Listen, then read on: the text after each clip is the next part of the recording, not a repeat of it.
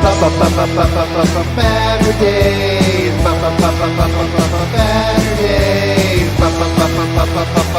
Baturdays. Omnidog is the minister of comics. Talk forever, get right your ergonomics. Taking questions from the chat. With a name like that, you think they talk more about the past. Baturdays. Baturdays. Baturdays. In the BatCave.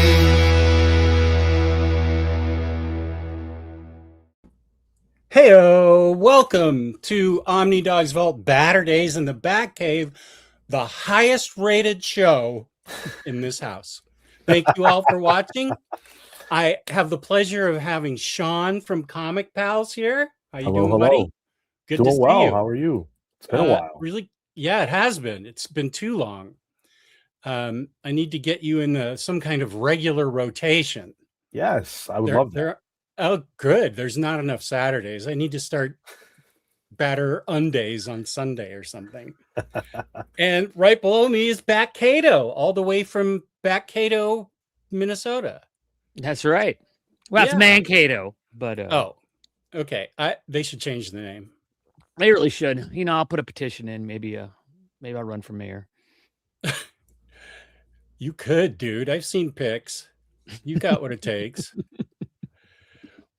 Batnessa singing the song. Batnessa the Witch. Nice. Thank you for being here. Oh, you judge the comics guilty? I have to say, I posted in Discord about James and his amazing thumbnail. I legit LOL'd at it. I did too. Just the thought of Sean presenting some case in front of me and then BatKato watching from the bleachers or getting accused by Sean of something. It just made me It looked laugh. like I was the defendant, like I was being charged. Yeah. So good on you, James. Thank you. Okay, that would be funny, but we'll have to leave that up to her. Patrick from the Netherlands, how are you doing, buddy? Making the case for current comics. The Doctor Strange series is fun to read. Ooh, X-Men, not so much. Is Doctor Strange still being done by Jed McKay? No. Oh, no, not anymore. And I agree. The X-Men series, unfortunately, not so fun to me. Not anymore. all of them? There's a lot of offshoots and stuff, right? I enjoy zero of the X-Men titles. Whoa. Yeah. Okay. Zero. I got really excited when From the Ashes started because I thought it would be a hop-on point, and I read the first issue, and I'm like, this is not a hop-on point. No, it's a hop-off point. And that's what I did abruptly. There was not a second issue. It was... Oh, I wish I was wearing a judge's robe and had a mallet. Boom, guilty. You got your crowbar somewhere around there, right? Oh, yeah. I'll go get that. Oh my God, crowbar. It's for beating Jake. Exactly. Jake has a very disturbing, I don't even know if I have it. He has a very disturbing GIF that he, GIF that he made for me where like I'm the Joker and I'm using the crowbar on him as Jason Todd. Oh my God. It's so good. I don't think I can show it. Wow. And Jake's mom usually, when he's on the show, always texts him and says, why is that guy showing a crowbar to you on his show? So his mom's involved now. That's funny. Oh, Safar asking, is the thumbnail from Suits, Better Call Saul, or Boston Legal? Well, Nice. They're all great shows, but Boston Legal is my favorite. I have to see that. I've seen clips accidentally on Twitter. Like my daughter will send me things about the LA Rams or funny dog things. And then right below it is like a 30-minute clip of Boston Legal. And I always want to see it. It's amazing. It might be the best thing that William Shatner ever did. Wow. Wow.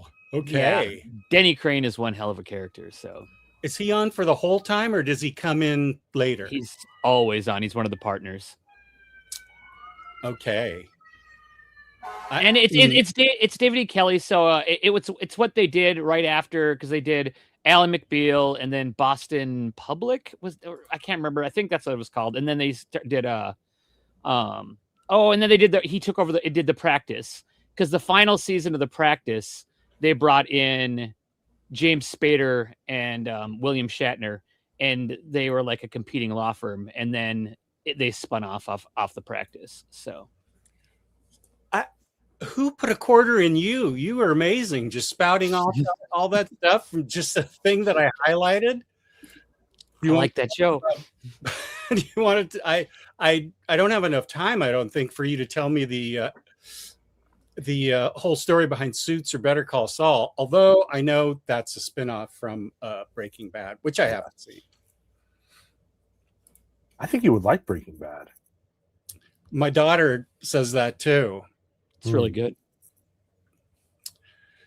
Right now, I'm watching very slowly Person of Interest. So far, I'm really digging it. That's a long one, yeah. I think it's got 7 seasons and it's network TV, so there's 22 episodes. I think I'll be watching it for the rest of my life, which is fine. Once a week forever. I just can't. It's like, me and Amy started watching The Sopranos because I watched it many, many years ago, and then I picked it up when it got released in 4K or whatever it was on digital. And we just watch episodes every once in a while, and I figure by 2030 we'll probably finish it. But that's a good goal. That's probably when I'll finish Invincible. Batnessa singing the song. Nice. Batnessa, you're going hard on Batman books, I see, in my Discord. She just bought a few. What's that? She just bought a few. She's going to catch up with me pretty soon. McGregorable. Hey, welcome. Hello. Sasmerv, heyo. Oh, this is for Sean. That's just the thumbnail.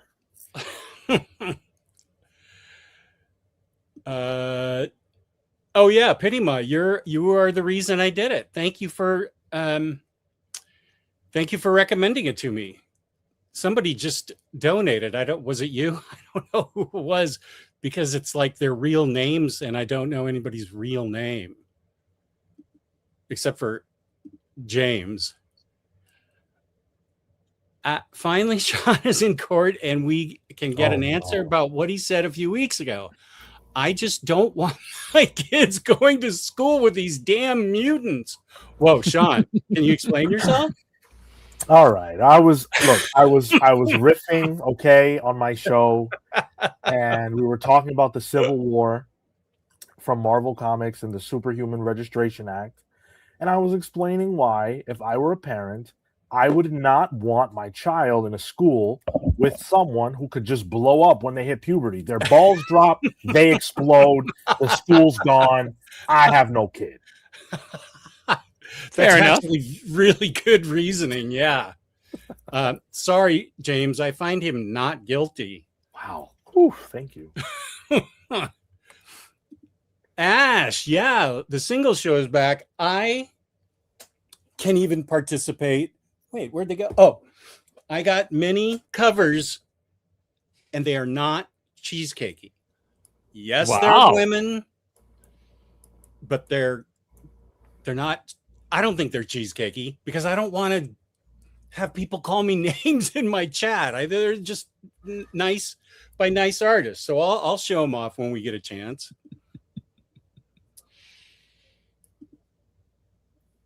Yeah, Batnessa, I did. I had the flu for the first part of the week, and then I slept until yesterday. Dude, you can't catch a break. Yeah, I was thinking about that. I'm sick a lot. Yeah. It's really annoying. Fortunately, it's never life-threatening, but it's It's really annoying, but I'm okay. Yeah, I can't wait till school starts next month and we get a whole new fresh germ sample coming into the house. Yeah. I think I was constantly sick for 13 years with my daughter. Yeah. We just need BatKato with glasses to match. That's right. I wonder if I even need. Boom. I know, Clark. I could put mine on. I think I look better with them.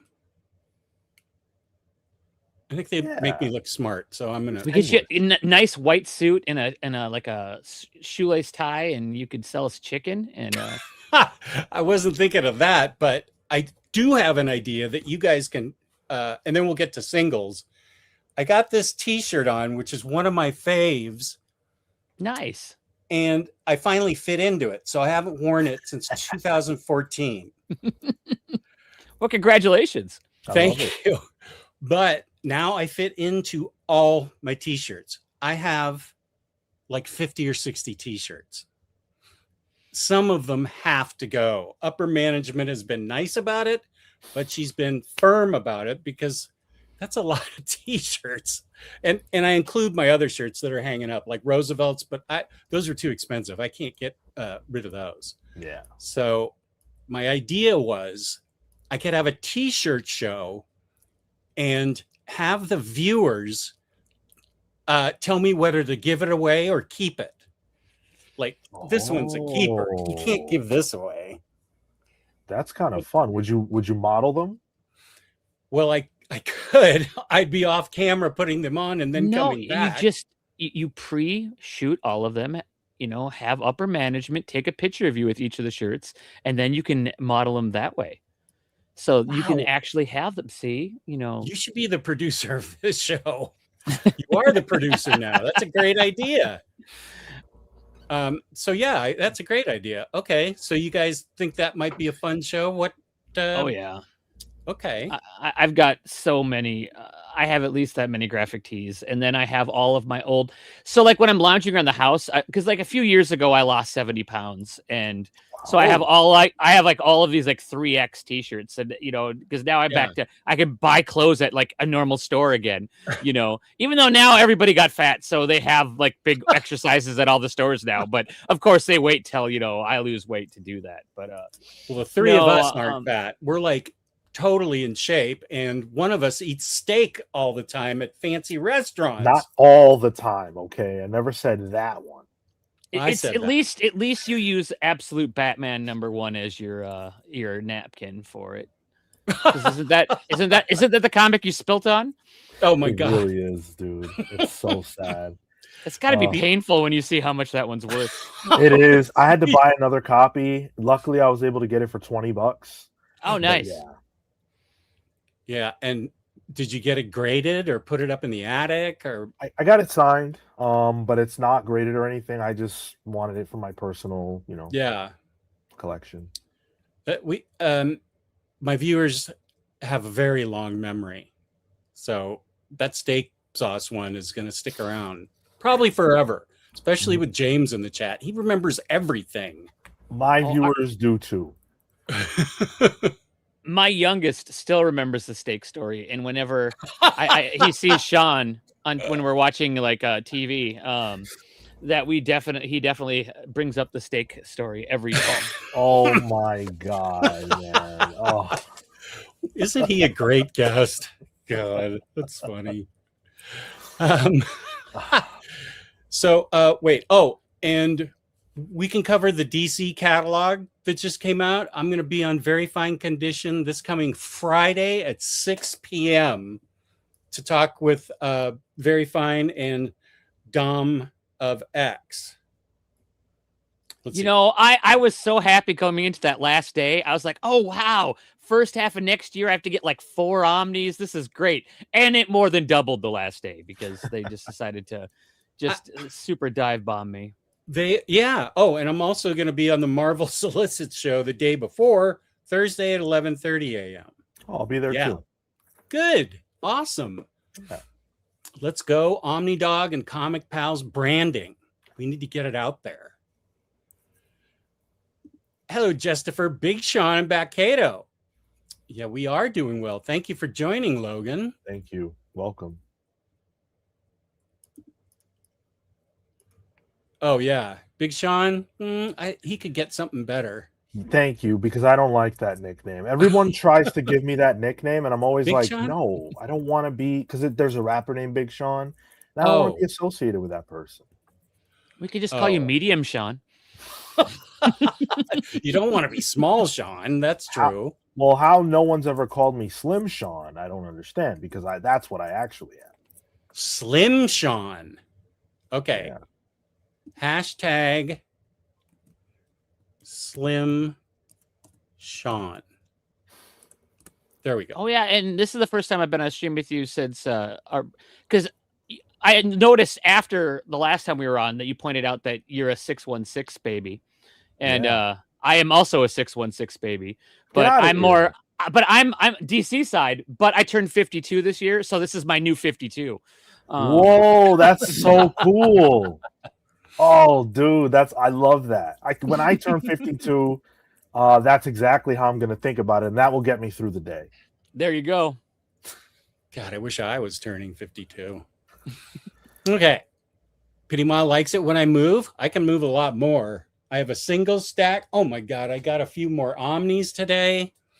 I should just do a haul show tomorrow because upper management's out of town for another week and a half. I got to do whatever I want. She just texted me and said, go get ice cream. So I have to. You could have had one of those. You could have had one of those days like I had one on Thursday when In Stock Trade sent me 5 boxes all in the same day. Ooh. And the stack of books was only like this high because there was no Omnis. It was like a couple library editions, some paperbacks, and that was about it. And but they sent it in 5 boxes for like the 9 books, and it was almost as tall as me outside of the door. I don't know why they used boxes as big as they did, but the pile was not very impressive after I took them out. Yeah, they do. I got a box from them like day before yesterday, and it was a paperback into something like they could have sent it it was this thick. They could have sent something in a comic book mailer. So wasteful. But okay. Yeah. I like them though. But you know who I really like? There you go. Panelbound Comics. Vanessa, if you're making a Bat order, don't forget code Omnidog for $2 off. And because you're ordering like 13 books, make sure you type in code Omnidog sit for 5% off, which is going to add up for you. I've got an order coming from them this week because DC, I've never seen DC put as many Omnis out in 1 week as they did this week. Oh, I know. Because I've got Ostrander Suicide Squad Volume 2, Tom King Volume 2 for Batman, and Birds of Prey Volume 2 all coming from them. I'll show what I got from. Well, you know what? I should have a haul show because I got a hell of a lot. Maybe I'll do that, a live haul show. There you go. Ash Nightable still catching up on the ComicPals show from this morning, but can't wait for this stream. Thank you, Ash. The wonderful. And yes, Sean, for your question on your show this morning, when you guys do polls on TV, the polls don't show up. Thank you. I appreciate that because that's what I was trying to figure out. Because I always have to sit whenever I'm doing live streams and I want to talk into the chat with anything. I have to have my phone out with YouTube on it too because there is nothing on. You might have the option to put it on the side, but you're not going to be able to do any of the stuff with the polls or anything. So okay. So the polls don't work on my laptop, but on my phone. No, they'll work on your laptop and your phone. But if someone's watching on the TV, if they're just sitting there with the TV with their remote, they're not going to. But a lot of those people aren't chatting anyway with it. They're just watching. So, Lance, the library, welcome. Chris saying Shatner doing Rocket Man is the best thing he ever did. I will argue. I have heard that. I think he misinterpreted the David Bowie song he covered. The one with, why can't I think? Major Tom. Yeah. What? Space Oddity. Space Oddity. Thank you. My personal opinion is that song's about heroin, and which, you know, I can't ask David, unfortunately, but he did. William Shatner started doing a second part song of where Major Tom ended up. And it was horrifically bad. I could show you something worse that I always show for music, but the reason I think it was heroin, because after that, he did one of my favorite songs, Ashes to Ashes, and he refers to Major Tom as a junkie. So, and he's blasting off in Space Oddity. It's just my take. Everybody tell me what you think in here. Let me go to the bottom. Go ahead. Friends don't let friends from original Star Trek record albums because, you know, there's Leonard Nimoy doing the Bilbo Baggins song. And I don't know if anyone else did, but, you know, I have to give it to it. William Shatner it was fun. Him and Ben Folds put out an album in the 90s. Oh, yeah. And that was actually kind of good. Ben Folds is legit. Oh, yeah.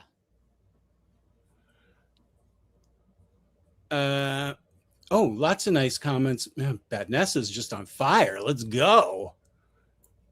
Slim Sean rules over Slim Shady. Not even. Slim Sean clearly is the winner. So I'll get my singles, and you guys, and I will screen out anything I don't think is well, I don't even order those anymore. I'll tell you. Gun Honey, I can't collect those covers anymore. Gun Honey is practically Playboy now. They are bad. That just reminded me. I just saw it yesterday. I completely forgot. I have a Gemini mailer with some of those free comic book days comics for you. Oh, that I got you the Gun Honey one and the Dungeon Crawler Carl and the Something is Killing Children one. That I have sitting over there bagged and boarded, and I just got to remember to go to I'm really bad about mailing stuff. Okay, I'll start messaging you daily, maybe hourly. That way you'll remember. Well, thank you for that. What was I going to say? Singles, Gun Honey. I like the stories in Gun Honey. They are all sexed up, but the overall plot and stuff I find really interesting, and the characterization. But let's talk to Bard. Does Omnidog have a Discord server? I do. I would be happy to have you. I'm sure that James has put the link in already. Probably. So we heard, I will get to the chat alongside everything. We heard that X-Men is practically unreadable. Is that right? Is it fair to say that? If you were asking me, that's what I would say. Okay. It kind of sounds like if you ask anybody that these days.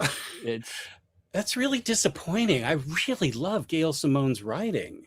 And I guess it's line wide with all the X books. To me. Yeah. Oof.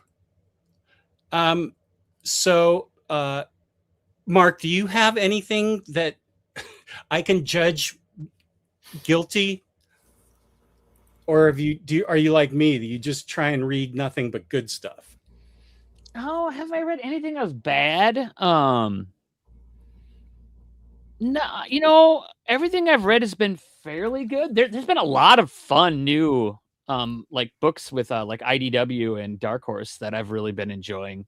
I'm so happy that IDW started up a crime imprint that they've done a few books on now. And Seven Wives started out. I wasn't on board completely after the first issue, but the second issue, it's pulling me in. And what was the other one called? There's another one which is the second comic in the last year that I've read about a social influencer that's helping a serial killer. So that was one point against it, but because there was the Assassin's Apprentice, or I can't remember what that one was called. That was actually really good too, but what's the other one called? Oh, Killer Influences There is you the go. other one. Oh, And that one. I remember it being pretty good. I thought I had a second issue to read, and no, there's only been one so far. So that must be about to come out again, because it feels like forever. But did you not like it, or are you just going to follow it to see what happens? I'm gonna stick with it. I wouldn't have had any problem with it if I hadn't read the other one, where it's a very similar. Well, but that was more of like a Jason silent killer that this girl is helping, where this one is they stumble across it. But so it's got different nuances to it, but it is still a social influencer helping a serial killer become popular. So Popular. Now that premise sounds interesting, but that was the premise of Killer Influence? Yeah. yeah. Or, okay. And did you both like that or not? I liked it quite a bit. Yeah. Okay. Yeah, I'm definitely going to keep reading it. It was just I'm like, oh, this has happened, but I'm sure that they came out close enough together that they probably had no idea the other one existed. So, I mean, and then you basically have, is it Gail Simone's The Ringer or whatever on is that Dark Horse, where it's a social influencer helping a washed up boxer. So we have a lot of social influencer ones that are going on right now. Yeah. Let's get a book where a normal person kills all social influencers. I'm a micro influencer, so I wouldn't show up. I don't influence anybody. But yeah, sure let's get rid of them. No, I mean we had Chip Zdarsky go against the comic and Hollywood industry with what's the domain? Public Domain. Public Domain. Oh. Yeah. I Yeah. have That was really those good. books. Yep. There's 2 trades of that or 1? I think there's been 2 because it took a break and came back, so there must be 2. I usually read anything. I still haven't read any of his Captain America yet. How has that been going? Is it really good? I came here. That's one of the books I came here to talk about. Captain America is, if it's not Marvel's best book, it's certainly in the top 3 conversation. It is the first Captain America story that I've read probably since Brubaker that I've really, really, really enjoyed. It's got a lot of Doctor Doom in it, so that's a knock if you're tired of Doom, which a lot of people are. But I have found Captain America to be a very thoughtful book, a very insightful book. It's got a lot to say about America, which is interesting because it's coming from the Canadian guy. But yeah, it's really strong. Wow. I'll try, when we get into a conversation like that, I'll try and put up what I'm talking about, what you're talking about. Sorry. Cool. How many issues is that so far? We just reviewed, gosh, what was it, 12? Oh, No, it's that many. Had to be. Yeah, it's definitely had a couple of arcs under its belt so far. Okay. Yeah. But it's I think it's worth everybody's time. I definitely do. Yeah, 14 is the one that just came out. Oh man, I didn't even think it'd been that many. Is that just is that coming out more than once a month? It has double shipped sometimes it has, but it's not consistently a double shipper. Has the art been consistent? No, because they have switched artists a few times on this title. I think it's Tan Lim right now. But they've had about 3 different art teams so far. So it's been inconsistent for sure. But the story is so strong, you still love it. Yeah. That's a really good sign. Okay. I don't know anybody who's reading it and not enjoying it. Oh. Did it start off slow or anything, or did it just start on fire? I thought it started on fire. I really do. But it's a very political book in the sense that it's got a lot to say about the state of the world and things like that. Of course, through the lens of comics. So they're talking about Doom and Latveria and whether or not it's right to bring democracy to Latverians, which is a very, there's a lot to say about that in our modern world. So, yeah. Okay. Wow. It is a thoughtful book. The other thing, though, if I can, real quick, what Yeah, makes sure. this Oh, we book got time. consequential is that it actually moves the timeline forward. So it makes it so that Captain America came out of the ice after 9/11. Oh, Oh, interesting. Yeah. That's really interesting. And it posits that there was a Captain America who's not Steve Rogers active during the Iraq War period of time in America. So you get introduced to an entirely different Cap with an entirely different set of values that are based more around modern people than Captain America's relatively antiquated values. Whoa. I Yeah, want to read this now. it's a banger. Yeah, it sounds like it.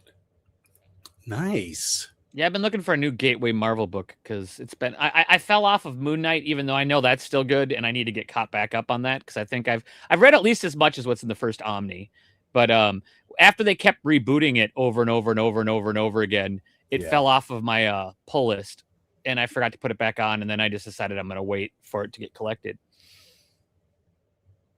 But I am looking forward to those new Midnight ones. I did pre-order the first of all of those, so hopefully that is something that's good. And how about you, Sean? Are you excited about those? I am excited about Midnight. Look, everybody right now is either outright hating Marvel or very cautiously optimistic about Marvel's future. I'm cautiously optimistic. I think with the hype that they're building around Midnight, these books cannot be bad. And the creative teams are very strong, and the art looks amazing in the previews. So to me, it's a recipe for success. I'd be floored if these books didn't perform. That's exciting. I don't have any problem with Marvel and DC doing well, except that my to be read pile is just going to grow to the entire house. I mean, it's already 2 full rooms. Wow. Well, that's exciting then. I'm happy if Marvel gets back on track. I've just been focusing so much on DC. What I read, though, is, of course, 2 years old. I just got the latest Poison Ivy, and I think that's, from last year. So I don't know what's going on now, which is why I like doing these shows, so I can find out exactly what you guys dig. And I know BatKato reads a lot of non-Big 2 collected editions and singles, because I always see your hauls of singles in my Discord, Omnidog's Discord. James has already posted the link, I'm sure. Your Discord is very active. It's very, very active.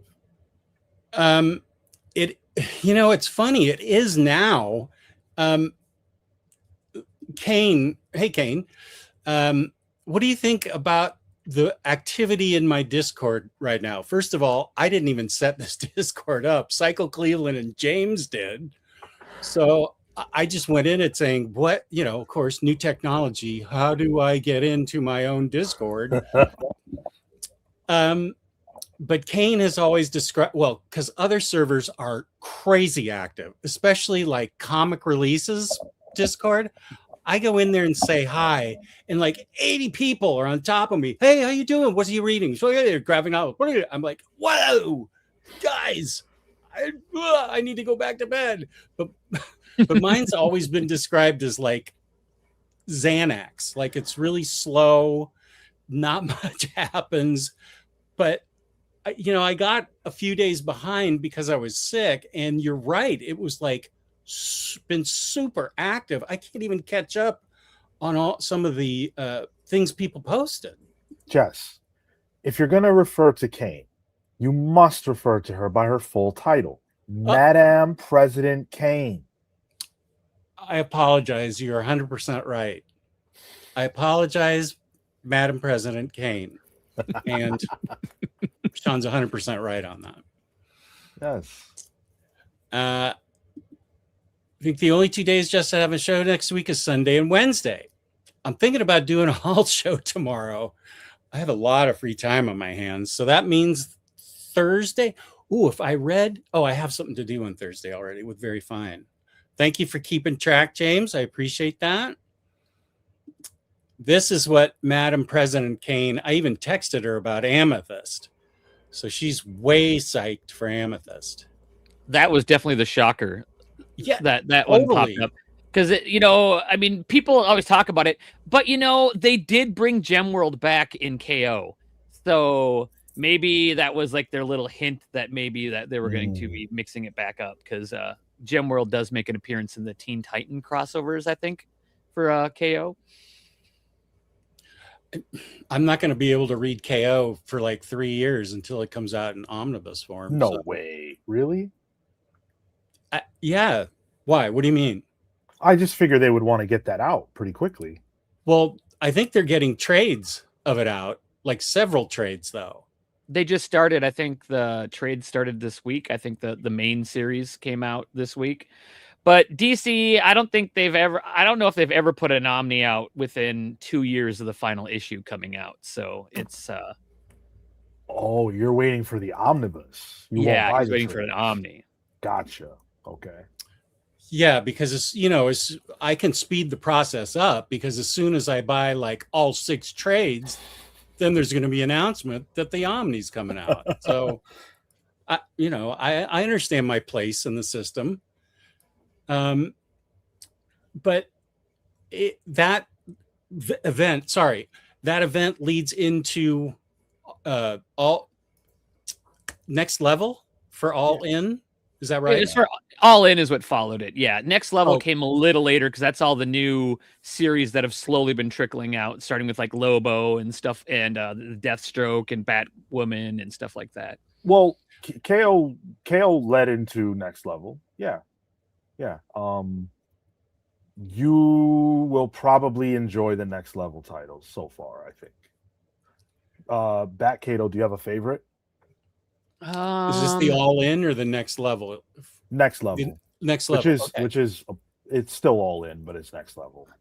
Okay. Lobo's been Lobo, and about what I would expect, even though Scotty Young doing it was perfect, but Deathstroke's been really, really good, and Firestorm has been surprisingly good. I was not expecting Firestorm to be good, and I all over that one.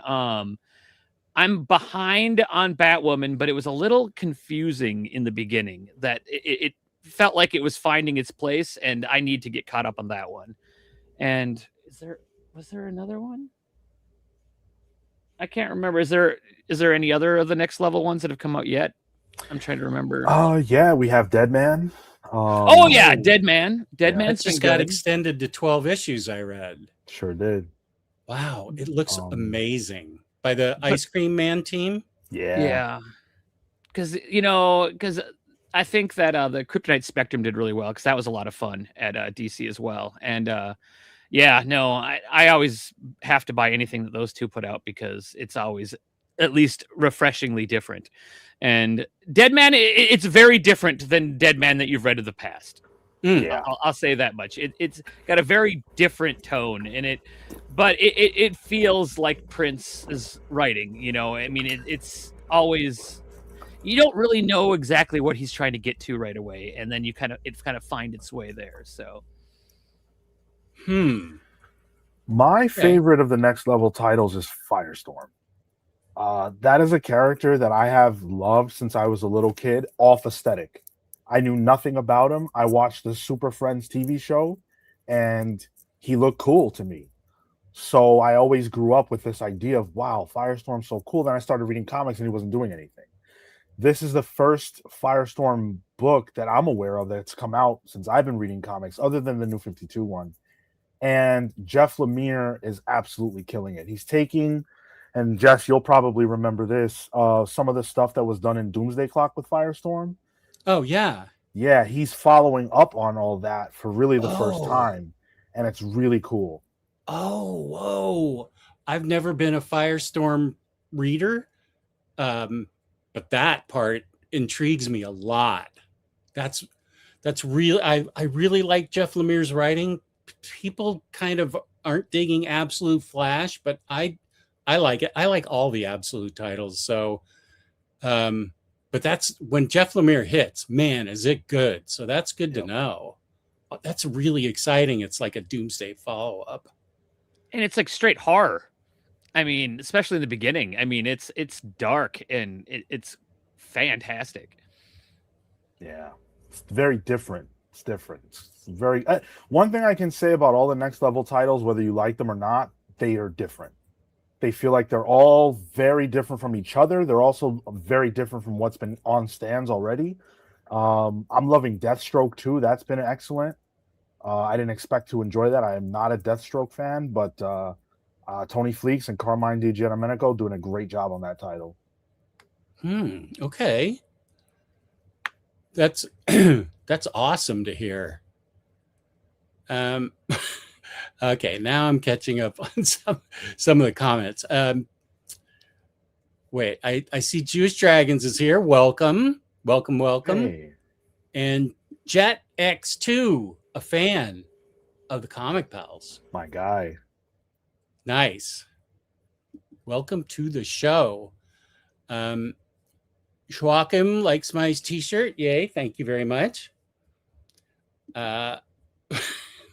Rich has thoughts. Fair.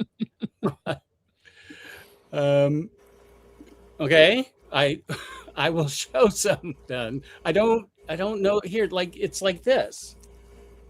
That's just a nice cover. Yeah. Right. That's not cheesecake. I mean cheesecake covers sell. Otherwise, what would Dynamite do? Oh, fair. Yeah. I just love this cover. And Jess, then you eat all the cheesecake you want, brother. You earned it. Thank you, buddy. I appreciate that. Oh, here's a comment from Patrick. Doctor Strange is written by Landy and drawn by Fiorelli. Great series that spun out of Blood Hunt, One World Under Doom, Doctor Strange of Asgard. Man, I don't know. I didn't even read any of this yet. I think the only Marvel thing that I've read is up to trade 5 of Fantastic Four by Ryan North. I haven't read One World Under Doom yet. Big Fetty is saying to you, John, first Juggernaut not welcomed at the cookout. Geez, Sean, LOL. Listen, I call him like I see him. Juggernaut's not a mutant, can't come to the mutant cookout. I'm sorry. Let's see. Heyo, good to see you, Razor. Yes, we do have some. And okay, thank you, Petty Ma. I appreciate that a lot. A lot. What? This is Batnessa? Is this true? She bought a lot. Wow. Oh, Joachim, I don't know that I'm ever going to get... I started season 3 and it really put me off. Why? It seemed, first of all, totally on board with suspension of disbelief. I mean, that's the show that I'm on. It's all about that. But I didn't like how the kids that were possessed by whatever they were possessed by, I didn't enjoy that whole kind of mystery behind who they... Sorry, spoilers. This is the beginning of season 3 from 5 years ago. I don't know. It felt forced and awkward to me. Have you guys finished all 5 seasons? I have. Bizarrely, I am stuck on the last episode of the show. I don't know why. I was watching it faithfully the entire time. I got to the last episode and I just stopped. I don't know.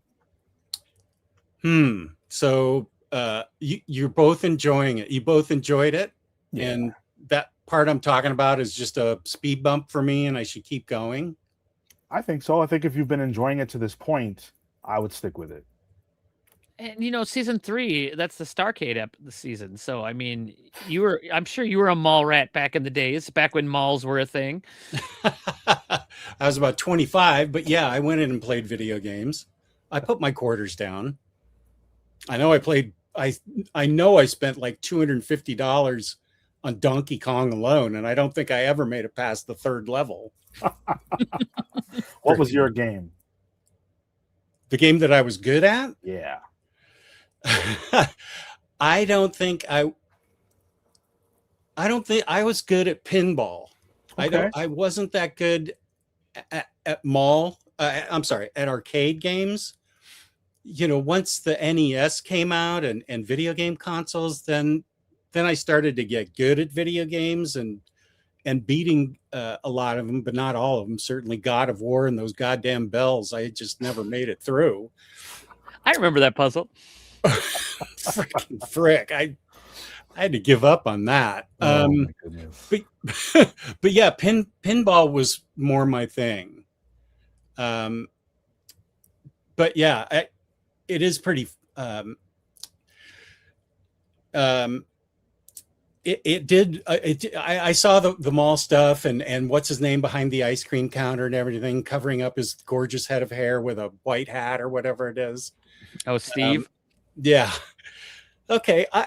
I could be convinced to start it again. I know Omnicat would be happy about that. And if you make it to season 4, you get to listen to some Kate Bush and, you know. Oh, is that how Running Up That Hill got popular again? Yep. Oh. Yeah, they did wonders for Kate Bush and Metallica that season. Ooh, two of my Master of faves. Puppets. Yeah. Oh yeah. Batnessa, more like 30. You go right on. Thank you, Safar. Razor talking very much sense. Avoid people, avoid illnesses. I could just DoorDash my ice cream, but I need to make sure I get the right one. I don't know that I can trust some random dude in a car to pick up the exact ice cream I want. And I want to make sure Razor gets a special shout out. I've already shouted him out on Omnibros. This is volume 1 of Space Ghost with only ghosts to comfort us. And it's way out of print. Volume 1. And I can't, I don't know if it's my lack of technology or what, but I used to be able to go to Comic Hub and go to, you know, all the comic shops to see what they had. But I went to it last time and the user interface is so much more difficult. But Razor Ramen went to Comic Hub and found me this. And I read both of these. This might be the most recent thing I've read. It's really fun. I've heard good things about it. Yeah. David Papose and Jonathan Lau.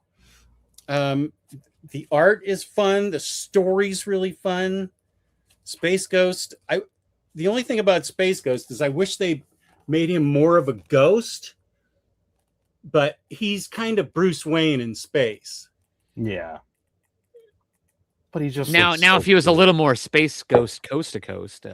Oh yeah, I gotta. If only those DVDs weren't so expensive. So yeah, I totally loved this. So peace and love. And Chris, okay, I have one left in the house. Are you suggesting I throw it away? That's not going to happen. Okay, everybody's saying hi. Not Harvey. Is this you, Harvey? That's all lower caps. That's crazy. I'm shocked. I don't think this is really Harvey. I don't have as many hats as I used to. I've always had tons of hats. See, now one thing you could do, Jess, is what I keep trying to get Amy to learn how to quilt because I want to take all of my old Fat Mark shirts because I have tons of like ones that just kind of look like they just kind of hang on me and the necks are all stretched out and all this other ones, but they're awesome and I can't get rid of them. But I want her to make them into a quilt with all of that, you know, because I mean, and that would be an option that you could do is have all of your old graphic tees, you know, made into a big, nice blanket. Keep you warm. Upper management has offered me that. She knows how to do that. So that's where my old ones that I don't really want to wear would go. and they would live on as like a quilted blanket. Yep. Problem solved. Yay, YouTube. Thank you very much. Okay. Well, wait, no. Tomorrow's going to be a haul stream. Upper management was out of town, so I'd have to put the shirts on myself, but BatKato already came up with that good idea. Okay, we'll have a t-shirt stream in the future then. Peace and love. Everybody's here. Everybody's here. Oh, there's Wesley. How you doing, buddy? I'll show, especially on Sunday. Okay, what time, Pity Ma? You tell me. Thank you, Wesley. I appreciate that. You're right, Maul. Did I already say I'm going to be on very fine condition at 6 p.m. on Friday? I did say that to talk about the releases. I don't know if you said the time, but yeah, you did mention it. So now they know the time. So that's good. 6 p.m. Friday. This coming Friday on Very Fine. And then Sean and I are on Marvel Solicits 11:30 a.m. Thursday.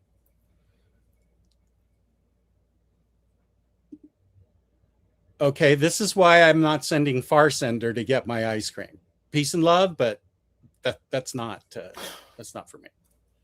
I don't like cotton candy. There's just something wrong about it. That the fact that it's just melted sugar turned into spider webs. It's not an Omnidog stream without talking about ice cream. Welcome, Rodimus. Ben & Jerry's peanut butter half bake is #1. Happy to hear about everybody's #1. Jewish Dragons with the tea. I was chatting online with the publisher of Dynamite Comics. He said they're planning on printing more of Space Ghost 1. Good. When it happens, I'll promote the hell out of it. It's super fun. Thank you for that, Jewish Dragons. I'd say he's more Bronze Age. He has 5 different villains from the original TV show back when I was 8 years old. And they all unite in the second volume to become a Council of Doom. And these are serious villains, man. These are real serious villains. So if he's like Batman in space, does that mean that he's able to land on a planet without using a ship or anything like that? Kind of how he got safe? He's flying around in space here. Does Space Ghost have powers, or is he just a guy? He has powers. Oh, he has powers. He's using them here. My extent is still just Space Ghost coast to coast. So he has 2 young wards that I think they lost everybody's lost their family or something. And then they have like a super intelligent monkey that's all of a sudden, wait, where is he? Yeah, right here.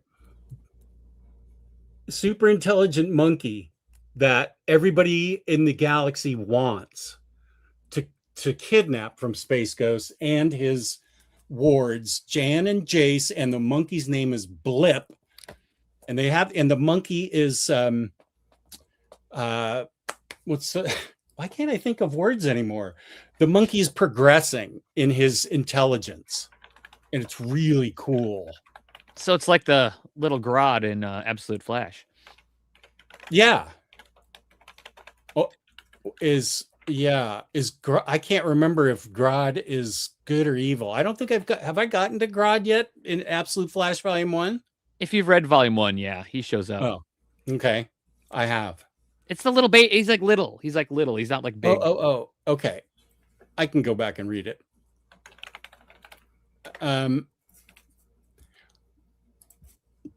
Jake is here liking Mark's hair. Okay, good.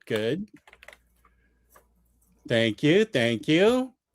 Oh, Spooey, there are. Oh, I don't even know that I got to the top of level 3. When I beat level 2, it was pandemonium in that Long's drugstore. It was me and another kid that kept switching places for like 4 hours. And I screamed, a 25-year-old scream, and said I did it. And then I slunk out of there. Yeah, here's the bells. God damn it. Yep, I used to have, if you look, James can post it. I have a farewell video, probably made in 2022, where I'm playing my Star Trek pinball machine because we had to downsize and answering questions. So I thought it was fun because I loved that machine. My brother made a virtual pinball machine where he bought a wood casing that's exactly the same size as a pinball machine, and then has multiple screens that he put in there, like a 40-inch LCD, and then like a 32-inch, and then a small LED one that goes across the top, and it's got a PC in there, and it put like you can do the pull ball release. It's got all the ball. It plays just like a real pinball machine, but it's full size, and it can do all of those like FX pinball ones and stuff too. All those fun ones you can get for like your PlayStation and stuff like that. And then they has some hyper realistic ones that he does on there. But yeah, he built that in oh, it's so fun to play. Wow, Whoa. that's pretty impressive. Dude, I just figured out how to use an emulator, and that nearly broke my brain, like figuring all that out. So I'm amazed by what you just said. Yeah, some of those games on the emulator can be really tricky. Yeah. Yeah. Because I remember we live streamed, Omnibros live streamed. I feel like this was, I don't know, James, you can tell me when it was, but Riley was playing Fantastic Four and he couldn't get past the first 10 seconds of the game because there was a table in his way, and he was hitting all the buttons to try and get over the table as Reed Richards to get to the elevator. And he never did. Finally, the next day off air, he solved it, but that's amazing. That just shows how tough those emulator games can be if you don't know exactly how they work. Is that what you're thinking, Sean? I was thinking more along the lines of like literally like setting it up.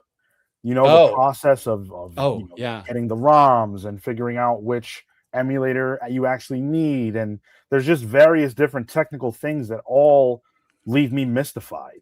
But thankfully, there are some really good guides, and the people who make this stuff want to help you play. So it's a beautiful thing.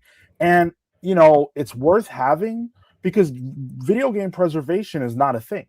You know, think about how many games there are that you cannot legally play at all if you don't have the disc or the cartridge or what have you. So to me, emulation is a very valid way of gaming because there are plenty of games you would not be able to play otherwise. Especially like Atari games. Yeah. Those first ones. Oh man, I still remember our Atari. That was our first system when we were little kids playing Combat. Now I tried to show my kids like we got the like Atari retrospective one, and they just do not age well. You know, moving around is just a little rectangle on a screen. You know, I mean, it's just you. I can guarantee you were not going to see Custer's Revenge on an emulator. That was this was back in the General Custer's Revenge, right? Yeah. Okay. Yeah.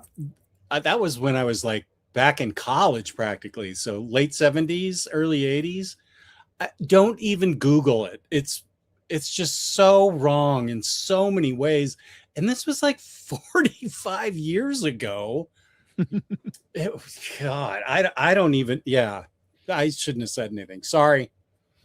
Was it on the Atari 5200 or 2600? Or I don't even know what the difference is. That I can't remember. There were so many games that just came flooding out at one point, and that was one of them. But it got pulled. I don't know if it got pulled in time before a lot of them got out there. Yeah. If there's one on eBay selling for $500 or something, whoever buys it is not a good person. So one thing. I did find it. I could download it and play it. I have no interest, but I did find it. You can download it. Wow. There isn't a game that you can't find out there, Jess. They're all out there for emulators. God bless America. Wow. Okay. Well, what the fuck? Farsender, I'm glad you're here. Yeah, we'll be talking about DC. And let's see, is Jake still here? Oh yeah, he just got the physical box set for Stranger Things, is what he was Okay. talking about. And him and his wife have been watching those. Oh my gosh, I'm so far behind. Okay. Newsbury, I wish someone would release an Alien Crush, Devil's Crush, Jackie Crush collection, pinball games from TurboGrafx X and Super Famicom. Oh, here's Belgian Ellen. Hey, Belgian Ellen, welcome. Okay, wait. Masuma, did you start? Wait, okay. I have another argument for emulation. Pretty much anything until PS2 didn't make it to most countries. Even PS2 didn't. I remember my friends got their relatives to get them from Dubai. I never even thought about that. That's a great point. That is. Yeah, I'm sorry. I truly apologize. I don't know why I brought it up. This is a better memory. Asteroids and a Walkman playing. Exactly, Pity Ma. Both the kid and I had Human League playing on our Walkmans at one time. I just remember playing lots of Pitfall on Atari 2600. Yeah. Oh, here it is. Thank you, James. Omnidog's Vault, Baturdays special, Star Trek pinball demo, and Q&A. Thank you, James. That was a lot of fun. I loved that pinball machine. That got us easily the most money in anything we sold in that estate sale. Pinball machines are like one of the, I don't know what the other ones are, but still one of the hottest collectibles out there. Collectors are paying really big money for, and my pinball machine was, at the time, I think we got it in 1990 and it was already 3 years old. So, and we got a jukebox with us. I'm sorry, with it. I remember playing that pinball machine at our movie theater, I think, had that one. Oh, cool. Zorak, right, Chris. He's in it. Space Ghost. Is Bracken Zorak in the Space Ghost comic? Yeah. Oh, nice. Okay, wait. Now, I got to look at the Council of Doom because they're all mentioned in this thing fighting. Oh. There's that smart gorilla vegetarian dude. Wait. Okay. No, he beats him. Where is the Council of Doom presented? Just a sec. Oh, and then there's like reverse Space Ghost from the future that shows up. And his name is like space. His name is Space Spectre. And the big deal, he's trying to change the past with Space Ghost. And you're trying to figure out who he is. That's a big mystery in it. And I thought that was really cool. Space Spectre. He does get he does get unmasked. Oh yeah, Moltar. There's Moltar. Here's Moltar. If you remember him. I'll keep looking. Okay, so I'll show a couple of mine. Showed that. BatKato will recognize this. Oh, Bombshells, yeah. Because he told me what 4 comics I'm missing for my Bombshell collection. Because I frame all the Bombshell comics and put them near my Bombshell collection. So you might see more of these in this stack because it was Midtown, so it wasn't very much. Shout out to Midtown though. They are a good place to buy comics. And here are the Whoa, it's upside down. Here are the Batwoman comics that I'm getting. That's a great cover, isn't it? Thank you, Kane. Wow, she really is Madam President. She just put her comment right up there. Yeah, I'm collecting these Stepan Shajic covers because they're really boss. Do you mind sharing how much that cover cost? It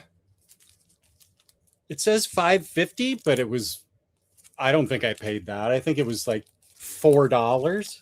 Are you kidding me? Wow, that's beautiful. I figured that was not an open order cover. That's great. Number 2 cover, B variant. Oh, okay. Yeah. Love it. The info's like on here, but yeah, Midtown has, if I don't get my order in fast enough to Third Eye, my hour away comic shop, I have to go to Midtown to get, like, I missed this because it's sold out so fast. I haven't gotten anything from Midtown for a while, but you still get them and half of the comics are backwards in the bags? One was it's like this. Why can't you put them in forwards? This one's upside down, and then one did come backwards. You're right. Mm-hmm. I love Terry Dodson and Crypto, who's hiding from his bath from Supergirl. So I had to get this. That's funny. And I got it. I think I did get a lot of Supergirl covers. I did. That had a very Norman Rockwell look to that one. Yeah, it sort of did. Yeah, you're right. Here's another Crypto. This is by Terry Dodson again. Crypto and Supergirl. As Pityma would say, hail Crypto. Now, this is by an artist that I'm just starting to collect, and he's awesome. He's got a bit of Adam Hughes in him, but God bless Adam Hughes. I just hope he gets better, but he's not going to be drawing for a while. And so this is Pablo Villalobos. Sure. Whew. Love that. So you are very familiar then with this artist? Yeah. Okay. I think I have a few by him. Here's another Batwoman, right side up. Nice. That's a good one too. Batwoman is she just screams cover girl in the sense that, like, she looks great on covers. You can do so many cool things with her visually because of her hair and her cape and everything else. Her white eyes, just love it. Great observation. One of those is me, I think. Not sure which one. This is part of this is Birds of Prey Sirens. Black Canary, Harley Quinn, Catwoman, and Poison Ivy. I've been missing this one forever. There's 4 of them, and it's not Tula Lote, who I like a lot. It's not hard to find or anything. I just couldn't find it anywhere, and it's part of I'll show it tomorrow on the Hall show. It's like 4 across, and it's really cool. Oh, nice. Here is Ben Oliver. This cover kills. Yeah. Oh, nice. This is absolute, right? Yeah, absolute Wonder Woman. Let's see. Oh, I have some Zatanna too. I don't know. This could be considered cheesecake, peace and love. Sorry if it is. This is by Jeff DeCall. I just thought its composition was really cool. This is Fire and Ice. Oh, nice. Nice. I don't know. I think that's pretty mild. That's their natural costumes, and they're not really positioned in too crazy sexually a way. So I just think it's a nice looking cover. Thank you, Judge Sean. Nice. Now, if one of them was leaning forward and like had like their pinky up by their mouth, is that they're just standing there, doing what they do. Let's see. These are all from Third Eye now. So there's a ton of them, but let me. Oh, here's a Catwoman one that I love. There's been a lot of really good Catwoman covers lately. Yeah. You're right. I mean, Frank Cho, I have to stop collecting him. He's done so many great covers, and I just who does this? Ji-Hung Lee. I have 2 paperbacks of Catwoman. I have a bunch of of current DC in collected edition. Like I feel like I have all the all-in paperbacks, which I'm going to read no matter what anybody says. And I took that. Okay, I'll show you. Pittima, I'm moving, if you want to see. Okay. There used to be a diorama right here of the Hellfire Club, because I have those action figures, and I'll set it up at Christmas. I've got a Christmas tree and all kinds of other things, and upper management says I'm playing with my dolls, and so does Very Fine Condition. So yada yada yada, my dolls. But it was also, the diorama was blocking some of these signed Nakayamas up here. Wow. And some of these are my favorite. I'm not sure. I can't see, so you guys will have to tell me if you can see okay here. Wow. That magic is really good. Okay, good. And then he signed the Harley Quinn. I love that silk one up there. Admittedly, cheesecake, I get it, but actually that's what David Nakayama draws. So yeah, guilty. Sorry, not sorry. And then I love this one of, I feel like that's, wait a minute. All those X's. I thought this was Mary Jane and Black Cat. That's what it looks like to me. Okay, so you can see this one, okay? Yeah. Okay.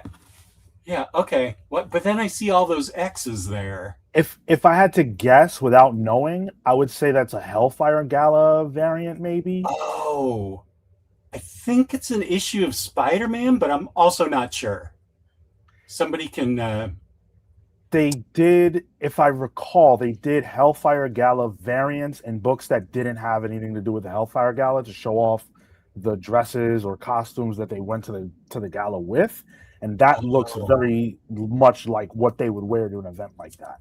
And the X's kind of give that impression. Yeah, and there's all kinds of slot machine things drawn in, like a bell, a 7, the little bar here. Because Mary Jane is jackpot at this time, I assume. Oh, wow. This is an informative stream. Thank you.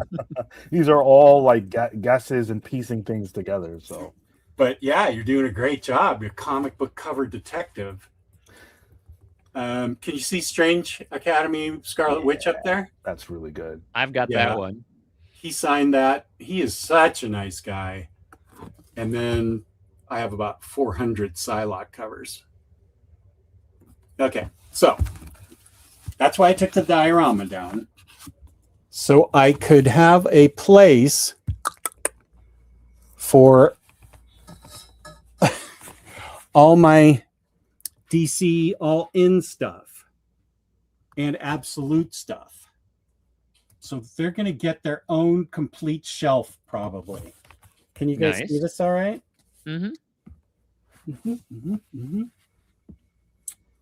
So I've been getting all the trades for the absolutes, but I haven't been buying them for the next level yet, just because I'm waiting for collected. I get so many of them in singles, or I buy them digitally, but I'm running out of space. I got too many books. Yeah, I get it. Okay, is anybody reading the current Zatanna? I am behind on that, but I have them all to read. I just need to actually do it. I haven't finished that last miniseries they did before the next level, and I just keep meaning to go back, but I always forget. And anytime I think about it, then it's always at a time that I don't have time to read like 10 issues. So, but I hear good things about it. So, Okay. I bought a Zatanna bundle. This is okay, I can't show that one. That was my last Gun Honey purchase. Sorry, not doing it. Anyway, I like this cover a lot. Here's Nakayama, Fire and Ice. And then I have, here's another Zatanna. I have a ton of Zatanna. Let me show my Zatannas, man. Except for, here's another Batwoman. See? Fantastic. Yeah, you're right about that. If you draw her properly, she just pops. Every time. Yeah, that's a really good observation. I got to get caught up on that because I love Rucka, and there's Yeah. no reason I don't know why I'm not caught up on that one. So good. Okay. Well, I'll show 3 more Zatannas. So here's an Adam Hughes one. I'll show these on the hall show tomorrow. That's Nice. awesome. I know. I have no idea what's going on, but she's playing the banjo. So I thought it was funny. Here's one by, I think, Carla Cohen. Yeah, this thing shreds. Oh, that's great. Wow. Yeah, she can do some really remarkable stuff. Wow, the hair is ridiculous in that. Wow. Yeah. And last Zatanna cover, this is by Mark Spears, who I feel like he's new, but I'm not sure. Maybe he's new to me. Not new, but blown up now. He's huge right now after his monsters stuff. Oh, okay. But yeah, DC's been having him do a lot of variant covers lately. He's new to me. Okay, cool. Peace and love. What else have we been reading? We only have like 40 more minutes with Sean. So we need to get some more thoughts from the ComicPals champion issue buyer and reader. I've got one that I really wanted to talk about, and I think that your audience and you specifically, Jess, may enjoy if you try. It's called Dork. Oh, you reading that, BatKato? Nice. There you nice. I've heard tons of things about it. Dork is one of my favorite books on the stands right now. It's an extremely fun idea and book in general. It's about what if an orc and a dwarf had a child. Like, what would that mean, you know? And it's like a sign of the apocalypse. Like, both sides want to get at this dork. And he's super powerful, but he tries to restrain it. And you're kind of going on this adventure with him and some allies that he picks up along the way as he tries to live better than what his destiny is. So there's a lot of good themes in there. It's all ages. I think it's all ages. There are some jokes that, maybe could go on the other side, but you would have to get the joke. So I think I would feel okay handing it to a kid, but whether you would or wouldn't, it's very fun. It's got great jokes, great humor, lighthearted. It doesn't take itself too seriously. You could really hand it to any person. As long as they like humor, I could see them coming away with a fun time here. It's an action, adventure, humor series from Brett Bean, and I'm struggling to recall the name of the artist, but the art is phenomenal as well. I have Dork on hold on Libby. Oh, it is Brett Bean. What am I saying? Yeah, of course. He writes and does the art. Yep. Yeah. So it's only one person on the cover, but then I opened it up and it said story and art by Brett Bean. Yeah, no, it's a lot of fun. And I did get this thinking that when school starts and the kids have to do their 20 minutes of reading every day, that this might be one that I let them read. It's in my pile that things I'm okay. Because there's a little bit of violence and stuff in it, but it's not bad, and it's just a lot of fun. Yeah, it's like a chicken gets his head cut off and becomes a ghost chicken, it's just absurd and funny, and It's one of the books that whenever I know I'm going to read Dork, I'm excited and I always have a good time. Yeah, no, it's a lot of fun, and it's just there's not a lot of comics like it right now, and it's just it's filling a spot that needed to be filled, and I'm glad it's there. Do you read Kaya? I have read some of Kaya, and I really like what I've read of Kaya, but now there's a lot of them, and I keep hoping that they're going to do some kind of deluxes for those. Yeah. I love that. You Sean, you got me started on Kaya, and I saw that they were up to like volume 5 or 6. And so I'm waiting for a deluxe too. That was a great recommendation. Thank you. It's one of my favorite books, and I think it's underappreciated. So I always try to shout it out when I can. Yeah, it's a book that nobody's talking about, and it's really good. Yeah. Yeah. Who's that done by again? Wes Craig. Wes Craig. Okay. Okay.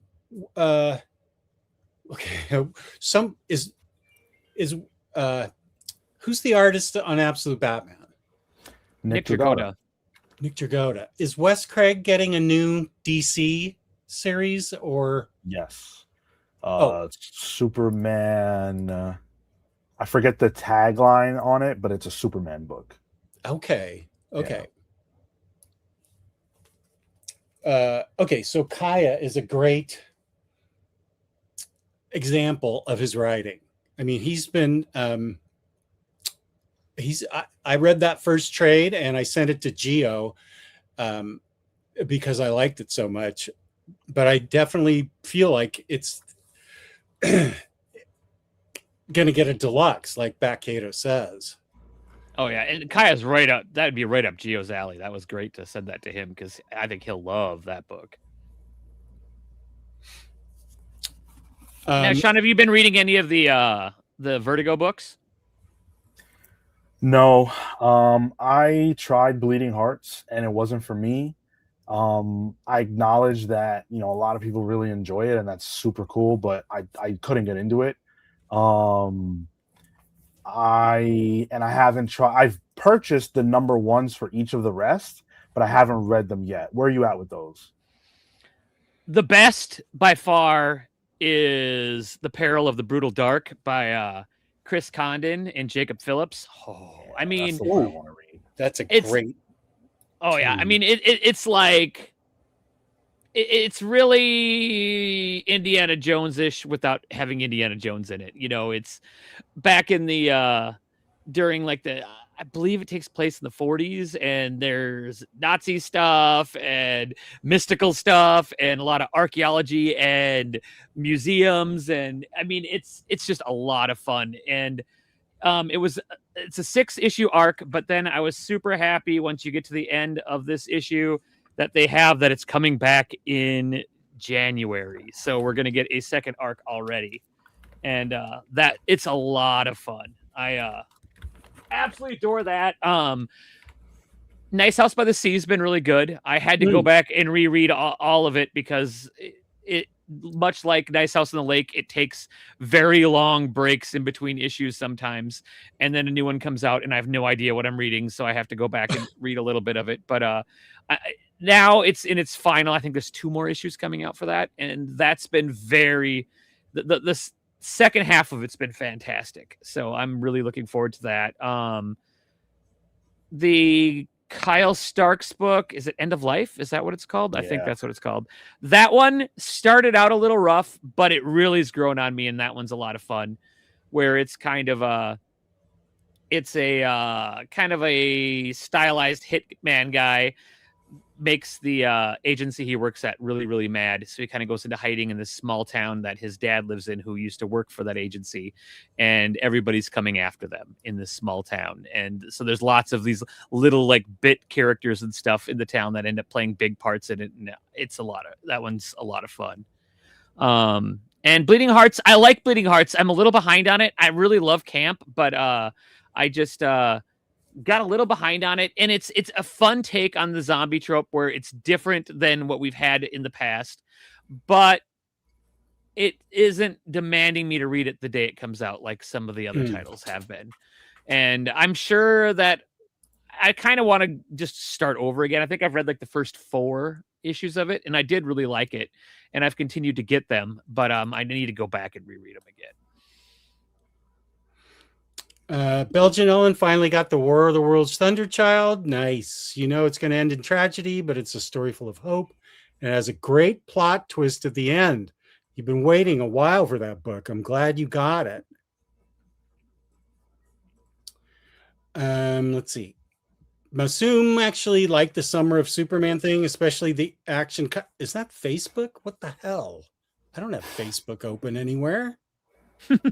Why is that dinging like it's dinging? Wait. Oh, there's Facebook. What the hell? Okay, I'm closing it. Sorry. Okay. Yes. Chris, for Maya, he said maybe. How many trades is that? Is that up to 6 or 5? Do you know it all, Sean, or what issue it's on, Kaya? I would imagine it's 5 or 6 trades deep. 5 sounds appropriate. I know if I buy them, I'll get to them in 2 years, and the Omni will have come out like the day I start reading. So I probably should order the trades so everybody gets this good book. Yeah, Kaya's up to 35 issues so far. Oh, okay. Yeah, that's almost the 6th trade. What's the what are we talking about here? What time was that? 6:25? That was just 5 minutes ago. What were we talking about? Or are you talking about somebody else, Madam President? There you go. I agree with Farsender. I have loved Superman Williamson. I think Superman has been great since Warworld. Warworld was fantastic, and I'm so pleased that it's getting a second Omni. I need to read that. I picked up that Omni, and that's on my to read list. But I'm just finishing up my Brubaker Phillips big giant reread through. I'm finishing up Fatale, and that's been pretty good. I'm about halfway through that one, and I really like it. But I do want to read the Warworld Omni. It's so good. Madam President is saying something we need to pay attention to, or is it the chat? She just clarified her point in the chat. Nobody was talking about. Oh, we're talking about it. Yeah. Thank you, Kane. Madam President. Sorry. Got it. Okay, good. I'm glad we got to that. CNSS, welcome. Oh, and I see Bree is here. Where are you, Bree? And beep beep beep beep. Where's beep beep beep Bree? I don't. They said hi to her, but here she is. Peace and love, Bree. New viewer. New Discord member. Mega Shrimpser, old friend of the show. Slim Sean, tell Jess he needs to read the Mega Man X series. So, although I do feel like Mega Man X is a tremendous book, I don't know if it's up Jess's alley. It's up my alley because I deeply love Mega Man X, my favorite video game character. But I don't know, like, if you don't have an affinity for Mega Man, I don't know if those comics hit the same way. I think you're right, but I love hearing about it from, like, I like hearing about Transformers from people that grew up with them and love them. But I think you really have to be into that, those video game characters or the movies, the cartoons, whatever they're based on. And those were all, I was sadly much, much older when those things came out. So I couldn't even, I'm going to have to give away the Transformers first trade. I still couldn't make out who was good and who was evil. And it was Daniel. Got to look at those little symbols on them. Yeah.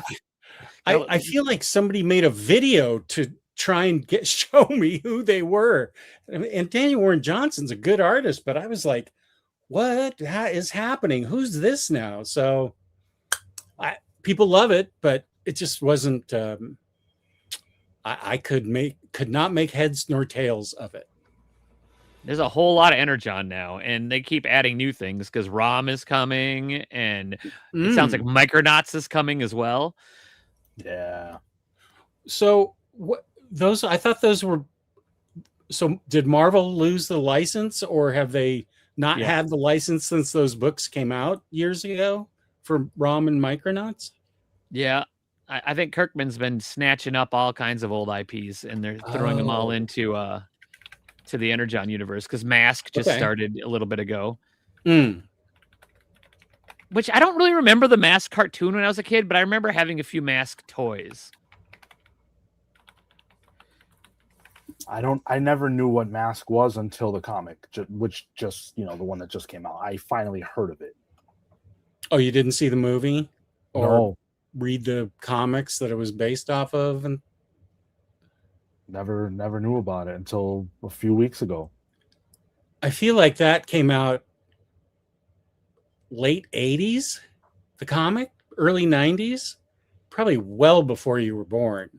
Yeah, it was probably late 80s. In fact, I remember seeing a cover recently, and it definitely looked like it was like maybe somewhere between like 86 and 89. Thinking of like, I can picture it with how the DC covers were back then, with when they were still 75 cents. And I've really liked Absolute Green Lantern. Do I have the second book yet? That's the one Absolute series I got to get caught up on. I've read I think I'm about 5 issues behind on that one, but I've liked it. I've liked everything I've read about it. All the Absolute series have been pretty solid. Oh, okay. Yeah, I have volume 2. I agree with that. That I really, really like it. I have volume 2s of just about everything now. So I'll have to go back and read volume 1 again, which is fine. And Absolute Green Arrow has been crazy. I'm digging that one a lot. That one is one of my excited, because I'm just still trying to figure out what the heck they're doing with it. Yeah. Especially since the main character in it is Black Canary, but she's getting her own series in Absolute too. So I don't know how that all is working and where it's going to hand off, especially because they extended Green Arrow was supposed to be 6 issues, but now they extended it to 12. That's a good sign. There was that issue number 1 had a variant cover that I thought was so cool. I'd have to search for it, but it was a variant, and it just had not very prominently. It's more than an outline, but it's not it's not like this. It's more of it's like Black Canary in front of something green, and I'm going to have to look for it. I'm not describing it right. It was really cool, but I never got it.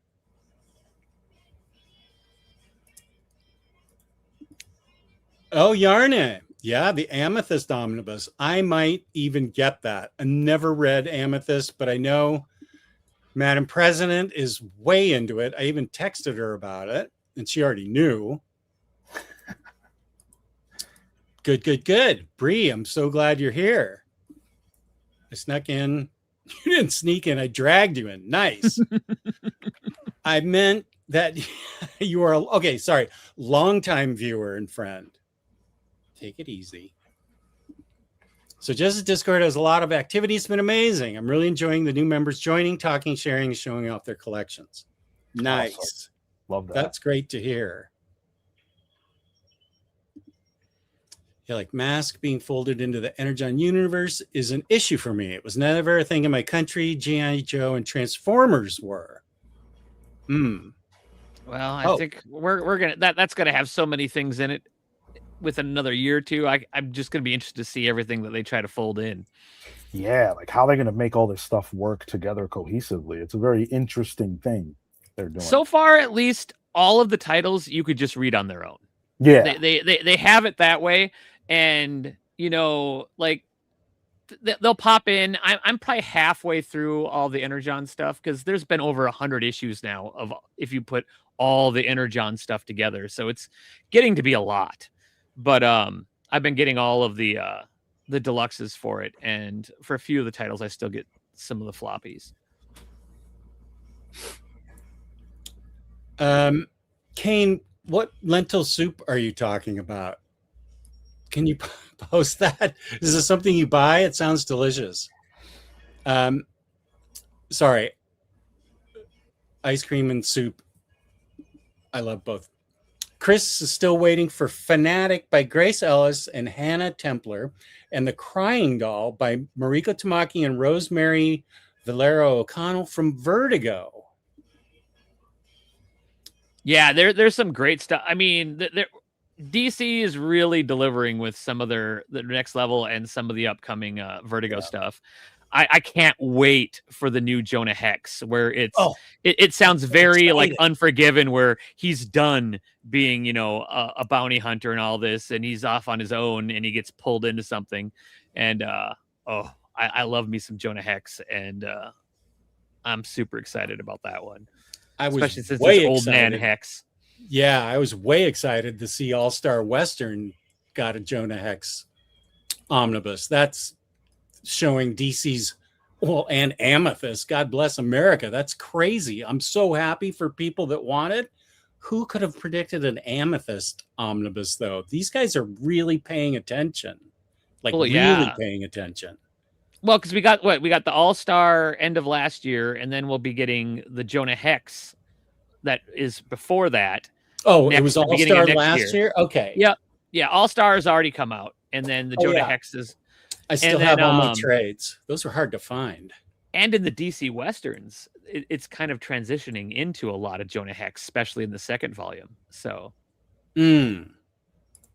Okay. So we'll get some really old Jonah Hex in the DC Finest Western books. And you can see what little Jess read when he was 13 years old. Oh, Lilith, Blood, and Burlesque. Very fine, gave me a copy of the first Lilith, and I really enjoyed it. Now, somebody wrote, and I should have... Now, I don't know if I can find it. Yeah, let me hear about this soup. Here it is from Patrick. This is a good question. What is the best starting point for reading Transformers? You can just start with the Energon stuff. I mean, it reads just fine all on its own, and it's really, really good. And it gives you enough background. You don't need to know a whole lot about Transformers to understand what's going on in the Energon, because I'm not super well versed in Transformers. I had lots of the toys when I was a kid, but we didn't have a channel that had Transformers on when I was a kid. I just had GoBots, which was like the ghetto Transformers. Even the toys, they just kind of folded in half. They were like lazy Transformers, where now we dread giving the kids Transformers because we have to do the transforming because they're so complicated. Oh, yeah, you're right about that. Yeah. I mean, you have to go on like YouTube and watch a video to figure out how to do it. I'm with you, though. I think the Transformers books that are out right now are an amazing jumping on point. I thought you might say that. So I'm glad he asked. So, Sean, are there any other singles that you've been reading that you want to shed light on before you have to go? Yeah. I don't see enough people talking about Thor, the Mortal Thor. I believe that is, again, one of Marvel's top titles. It's top three for me. The top three for me is Cap, Thor, and Hulk. Those are my top three. I've heard great things about the current Thor run. I mean, I meant Hulk, the Hulk run, but I've heard good things about Thor too. Because I think I fell off after Cates' run, and I hadn't gotten back on. And that's another one that I've been wanting to get caught up on.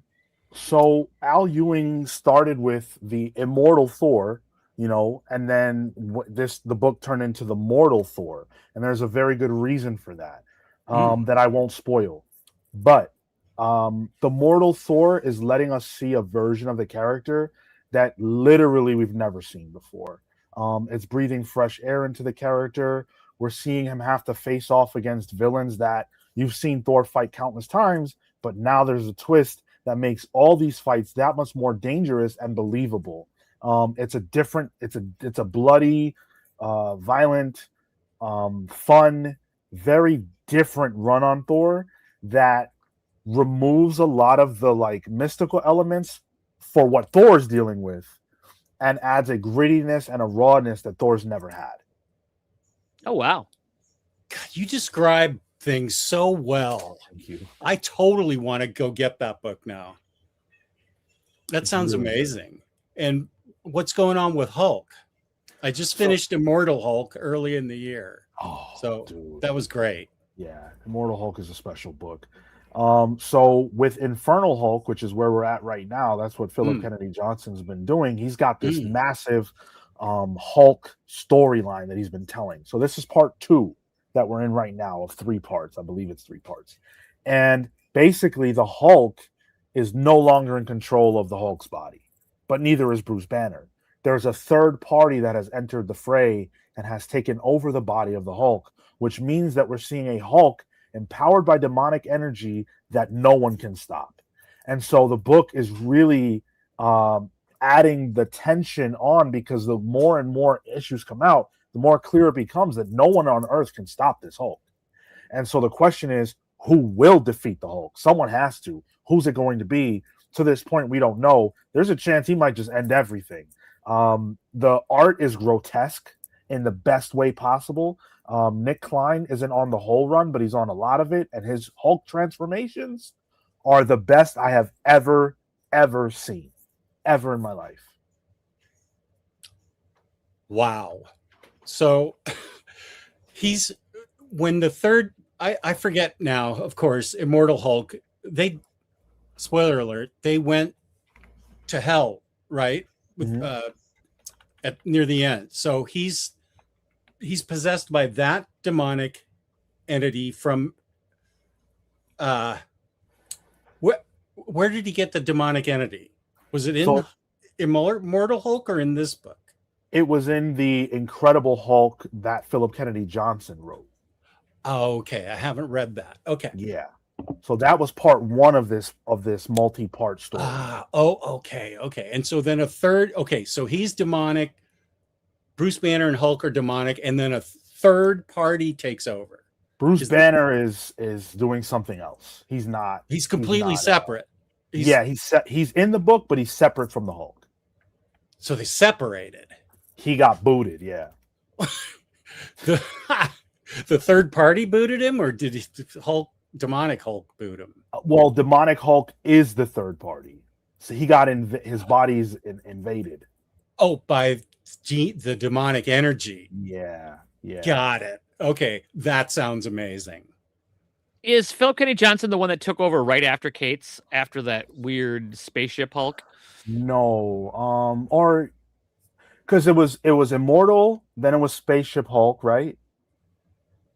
Then I guess it would have been PKJ. Yeah, because I read the beginning of it because I loved all the horror elements and stuff like that to it, and I have a few of the collected ones for it, and I need to get caught up with it. But I've been hearing such great things about it lately that I want to get caught all the way up with that one because it was really good in the beginning, at least.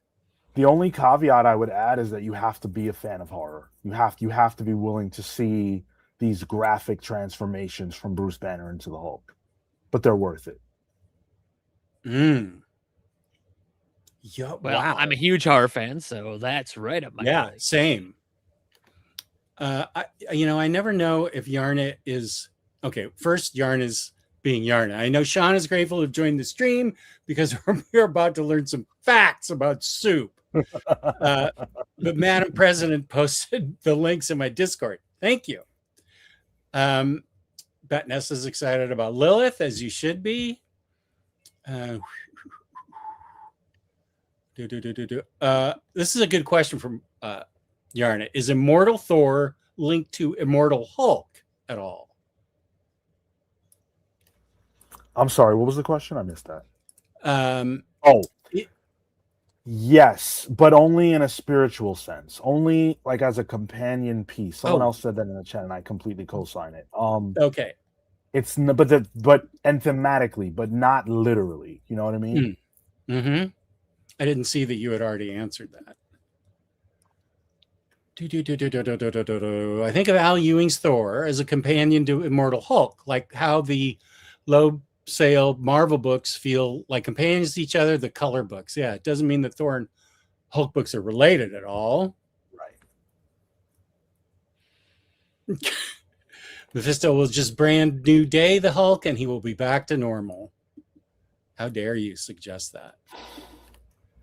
And he'd keep demonic Hulk as a pawn for something in the future. Javi entered the chat. Nice. Welcome. I could swear, and I don't know where it is. That's why I've been running around looking for it.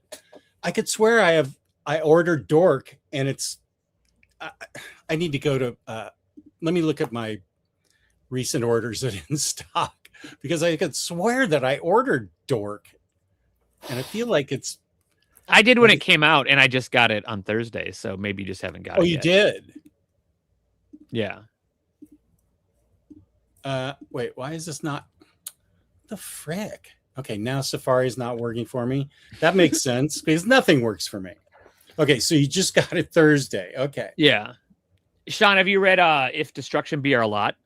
So I got to the first issue, and I absolutely loved it. We got to speak with Matt Fraction.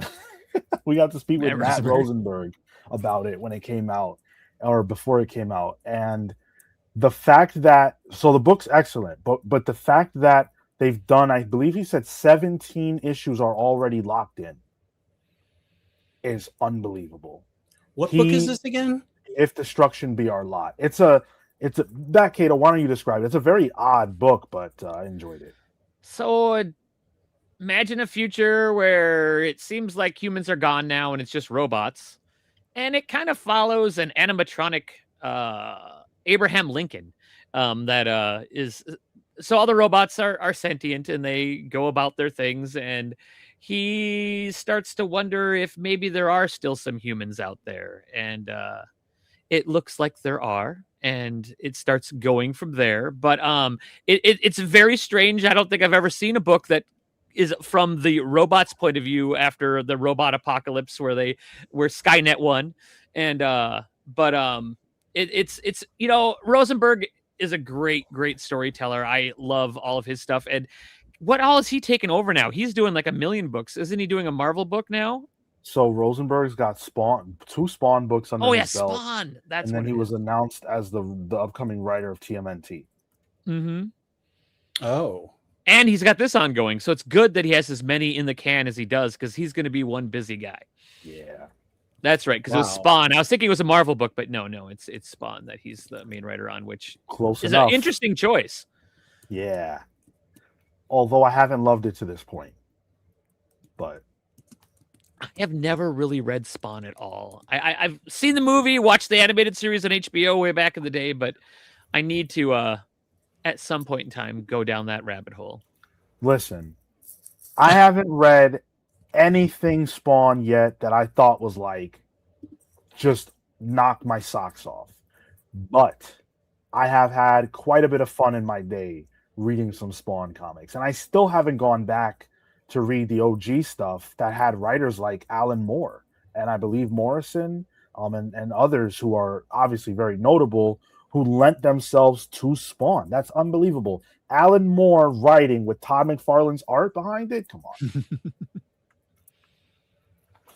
on. And James hipped me to this, so now I can share it. Thank you, James. And it looks like it's already gotten a second printing.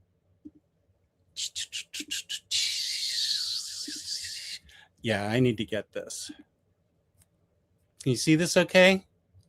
That looks like what's her name from New Avengers and Yelena Belova. Florence Pugh. Yeah. Florence Pugh, right, exactly. That's who this looks like. This is by Tulalote, who I love. So this is what the cover was, not as I described it at all, of course. Click to expand. Okay, there. This is the cover I got. Oh, it is? Yeah. Nice. I just think this is a cool cover. I have no idea really what's going on in it, but she looks badass, and whatever's haunting her behind that, that looks awesome. So I got to get that. That's Green Arrow. She is. Or No, behind her. That's what Green Arrow looks like with the red eyes. There's a lot behind it. Yeah, it's another very horror central type book. I mean, it's really, really good and way different than any Green Arrow you've ever read. Well, good. That's what I love about the Absolute line. It looks like I feel like they must have given them some guardrails, but not that many, because they're just going off in completely different places and really telling good stories about it. Yeah. I love whatever they decided to do recently, past couple of years. Yeah. Okay, so this got extended to 12 issues now. Yes. I forget who's it by. So this is written by Pornsak Pichot with Raphael Albuquerque on the artwork. Nice. Okay. I can never remember how to say his name. Yeah. Agree. But I've been loving him ever since. I mean, like, Infidel is still. Yes. Oh. Yeah. And I was, I didn't even realize it. I bought, because I had the trade for Infidel and I wanted to have the singles for it too. So I bought them off of eBay, and they came and they were actually all autographed by him. And it wasn't advertised that way. So I was like, yes. I think I got them all for like $15 for all 5 or 6 issues of it. And they were all signed by him. That's incredible. Mm-hmm. That is. I just reread Infidel earlier this year. That book is so good. So good. Oh, yeah. No, it's great. I still need to read. I don't know why. I have the singles, and I didn't read them at the time it came out. So I got behind, and I was going to wait till it was done. And then I bought the deluxe for The Good Asian, but I still need to read The Good Asian. And he did some good work. He's one of the creators that was doing Exquisite Corpses, and Exquisite Corpses was a lot of fun. Yep. I've got 2 trades for that. Has it gone past that? The third one is about to come out. It comes out, I think, at the end of this month. Okay. And the first spin-off series, they're doing a bunch of like prequel series for it that feature some of the killers that are in it, because the Randy the Rabbit, or whatever his name is, Rabbit Randy, or I can't remember what his name is, but the first issue for that's come out, and that takes place before Exquisite Corpses. But we are going to get a season 2, I think, next year, which will be after the events of Exquisite Corpses. Wow. Rich needs Discord explained to him. Somebody in the chat probably already did. Dude, if I can get in there and use it, you should be able to just do that. Somebody in the chat probably has already sent you an invite. It's easy and it's fun. I honestly think fear prevents people from getting into stuff like Discord more than anything, because it's as simple as it could be. Mm-hmm. Yeah, and I was very pleased with how the mods recently handled something that I wasn't even aware of, and they did a good job, a really good job. Oh yeah, fantastic job. I was really pleased with that. So Safar gave me a Ko-Fi chat. Peace and love. Thank you very much. I bought the artist edition of Beneath the Trees, Where Nobody Sees, to read the story first in the biggest format possible, but it has no lettering, just images. Just a heads up. Thank you for the heads up. I have guaranteed a deluxe because, foolishly, I bought these effing standard thingies. The first one, and then Rites of Spring. We're not going to get we'll get a deluxe after they do one. He's going to do a third to wrap it up that we're going to be getting next year. And I'm guessing that's when we're going to finally get our library edition from them because, but did yours come? I know a lot of them. I got a little bit of FOMO after I didn't order them that a lot of them have signed book plates in them. I don't know if the ones that you got did, but a lot of them do. What? Mm-hmm. No, that's all the ones that are my LCS had them. It wasn't advertised like that. No. Oh, okay. I got the jerk edition. Thanks for nothing. Jeez. That's such a great series. You've read those, haven't you, Jess? I haven't read Rites of Spring yet. Ooh. I read the first one. It's good. I enjoyed Rite of Spring so much. Oh, good. Oh yeah. If you like the first one, it goes off the rails in the second one. And awesome. mean, it goes hard and it's great. It's a lot of fun. And you knew that there's going to be another one coming, how it ends, because it definitely does not have a this is how the story's going to ending for it. So, but yeah, no, I'm hoping that they do a big collected or libraries of all three of them. But we will, I'm sure, get them eventually. Because I've got all the singles, so I'm just like, I made myself not buy the standard size hardcovers, knowing that I'm just going to be upgrading them probably before I even read them. So I'm trying to be better about not buying the same books that I'm going to keep buying over and over and over again, just because they make them a little bigger. Yeah, I think Razor I bought the first trade, then those SHCs, and now I'll get the deluxe after the third series. I have a friend there. That's exactly what I'm going to do. Some series I'm powerless and I still have to do it with, but I'm better at doing it with other things. Peace and love, Batnessa. I have been collecting all David Nakayama covers for Harley Quinn for the past year. It's a lot of covers because he did the A and the B covers. So I could actually, if I felt like it, could open up the singles and read them and get caught up in Harley Quinn. I don't think I'm going to do it, but technically I could. Yeah, I think I fell off maybe in the 20 somethings of Harley, and I have not been keeping up with that one. I did. Somebody said recently that they like the current Harley. I know Bar, Unbeatable Bar. That's not what it is. Unstoppable. Thank you. She's going to jam me up for this. She doesn't like the current run. I did not care for the previous run. I love Stephanie Phillips' run that happened right after Fear State. Yep. That was great. Yeah, and I kept through that, but yeah, then it kind of went through a rough patch, and that's where I fell off. And you and I agree about the use of the poor use of a character that I love in Birds of Prey. She was completely misused. Punchline. Oh, those Birds of Prey miniseries that had her on that was just, they did her dirty. Oh, wait, I'm sorry. It's Gotham City Sirens. Yeah, the Gotham City Sirens. Yeah, I just looked at it. Of course, I'm still going to buy it. I don't care how bad it is. I have to buy it and read it. But I'm starting. Also, the one right before it was written. Oh, no, the one right afterwards. Unfit for Orbit. Yeah. Rough. Yeah. And these are some of their most famous characters.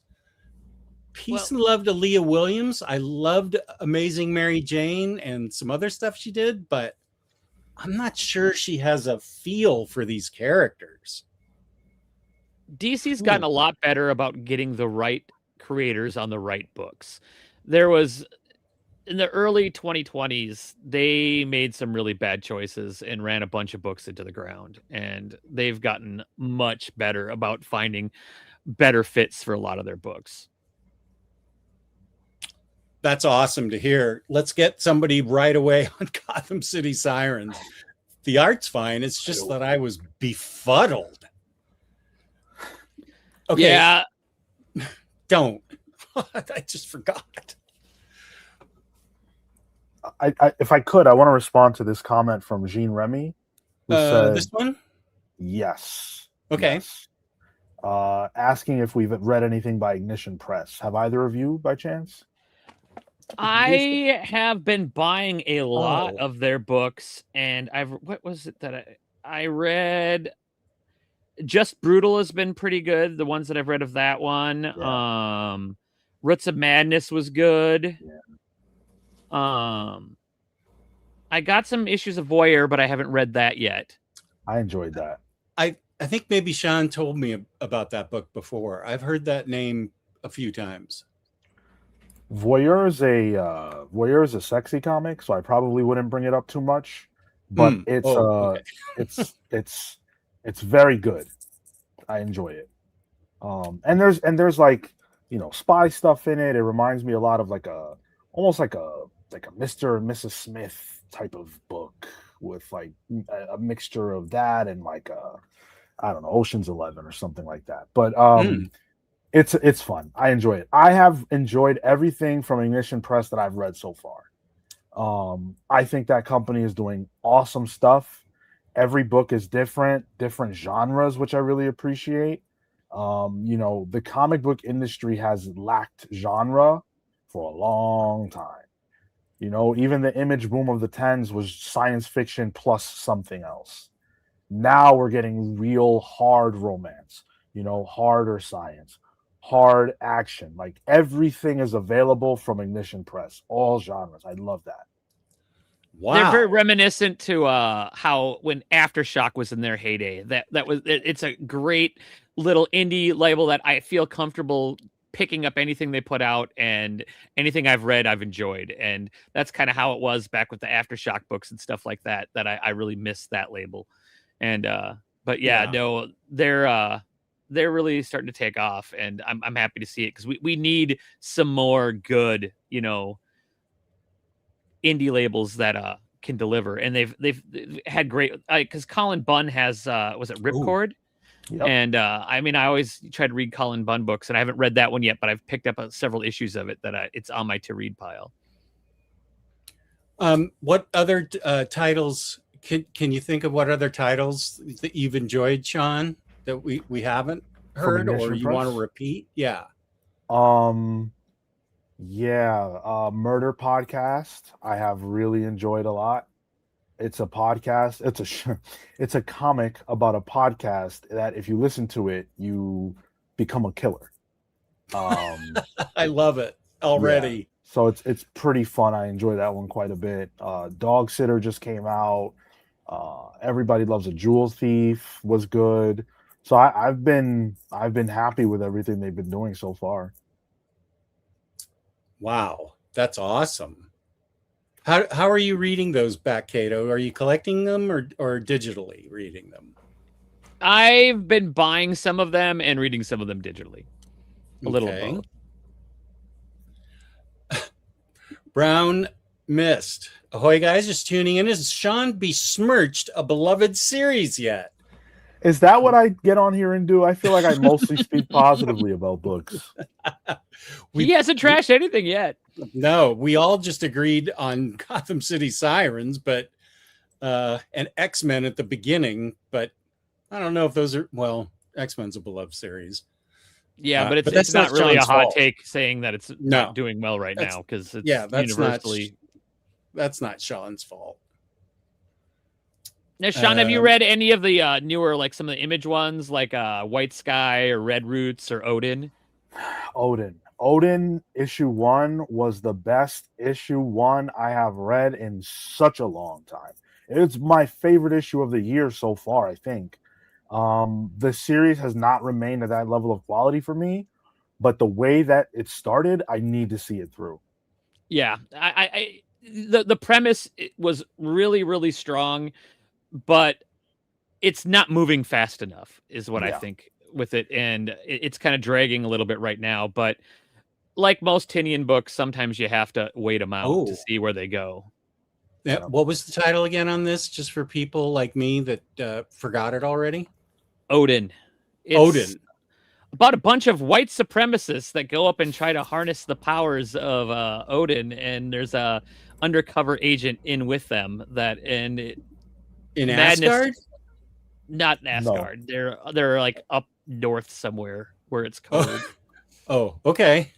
It's like real human beings who believe in white supremacy, believe that Odin is real, and want to experience the white wonderland through Odin's power. And so they go on this trip and they encounter a man who appears to really have power, and it causes chaos among these individuals as they struggle to figure out where they are, who this dude is, what's happening to them, and most importantly, is Odin real?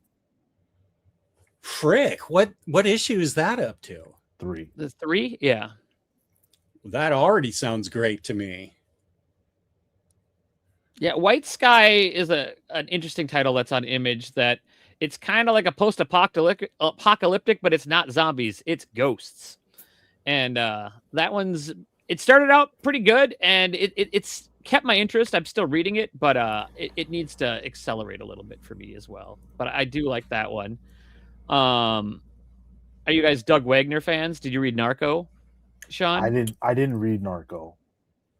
So I think Narco you suggested that I get it, BatKato. No, it's up your alley. Well, it's a guy who does like a murder blog, and he realizes and starts to discover that there is a serial killer that impersonates other serial killers and moves into the area that they're in until they get caught, and then moves on. And it's in the same universe as all of the most recent Wagner ones, so the plastic, plush, and vinyl. And right. the main character is a narcoleptic that so he when things get stressful, he passes out and falls asleep. But you will love him because his favorite food in the whole world is Pop-Tarts. Nice. Let's hear it. Serial killers for Pop-Tarts. Let's go. But yeah, that one's really good. I like all of his books because they're dark, but they have a good sense of humor to them, and that's always a lot of fun. That's White Sky. Wait, no, Narco. No, that's Narco. Yeah. Yep. Okay. It just finished. It was a 5 or 6 issue run, and it's done now. Okay, I'll definitely get. Is the trade already out? No. Okay. The last issue just came out a couple weeks ago, so I'm guessing we'll get a trade in probably a month or two. Okay. I am definitely going to be hearing from Bar with these yoiks in the chat. Gosh darn you. So far as collecting murder podcast. It's good. Cycle Cincinnati. I'm going to start doing that. Arcadia #1 was good, but I still need to get to the other issues. Is that an Ignition Press title? Yes. Yeah. Okay, CNSS. That's it. I'm rereading the Morrison Spawn issues right now.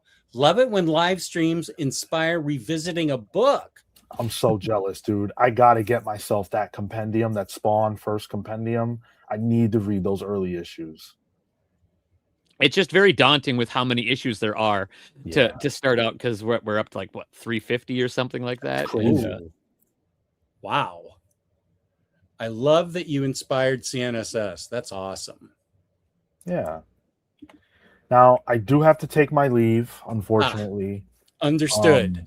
But this has been a pleasure as always. I love getting on here and streaming with you, Jess. BatKato, it's been a pleasure. Chat, you guys are amazing as usual. I will see you soon. Until next time, peace, pals. Thank you. Have a good one. The link to ComicPals is in the description below, so make sure you go to it. Thank you, Sean. Take care. I can go for another 15 or 20. Sure. Why don't you tell me what are you most excited about with these new DC announcements? Oh, okay. That means I have to I'll go to my Discord where James posted them all. Dog sitters for it's romance with a bit of humor. Okay. Razor paella. Oh, I think I'm gonna get this. This is what BatKato has recommended to me. Oh yeah, that is unhinged. It's it can only take place in Florida. Wow. Speaking of solid indies, check out Ordained from Bad Idea. I have all of those, and I haven't read it yet, but I'm actually excited about it now that they're all out. Because there's, I think, 4 issues and a one-shot. And that's the one. It's about a crime boss who's on his deathbed, and he goes to a priest and basically confesses all of his horrible things, but then pulls through. And they need to kill the priest, but the priest is kind of John Wickish and isn't super easy to kill. So, I don't know. Bad Idea doesn't do a lot of trades and stuff, so I'm hoping that they actually crank that out because they at least now they don't have all the weird rules that prohibit like certain shops and stuff from selling it. Like you had to meet all these like everything Bad Idea did the first time around was a bad idea, but now they have.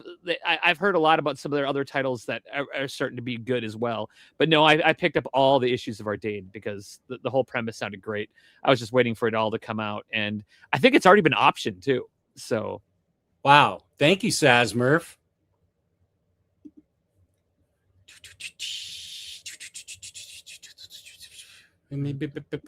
Bloodland.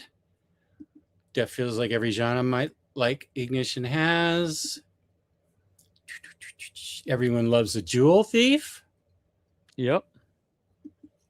Current X-Men is just bad. Hopefully with Maximum X-Men it gets better. That's sad. I still have to, maybe this year, don't anybody hold me to it because I'm not promising it. I'd love to read the second half of Krakoa because I loved the first half. I've been thinking about diving in at some point in time now that they have well mapped out omnis that are. Yeah.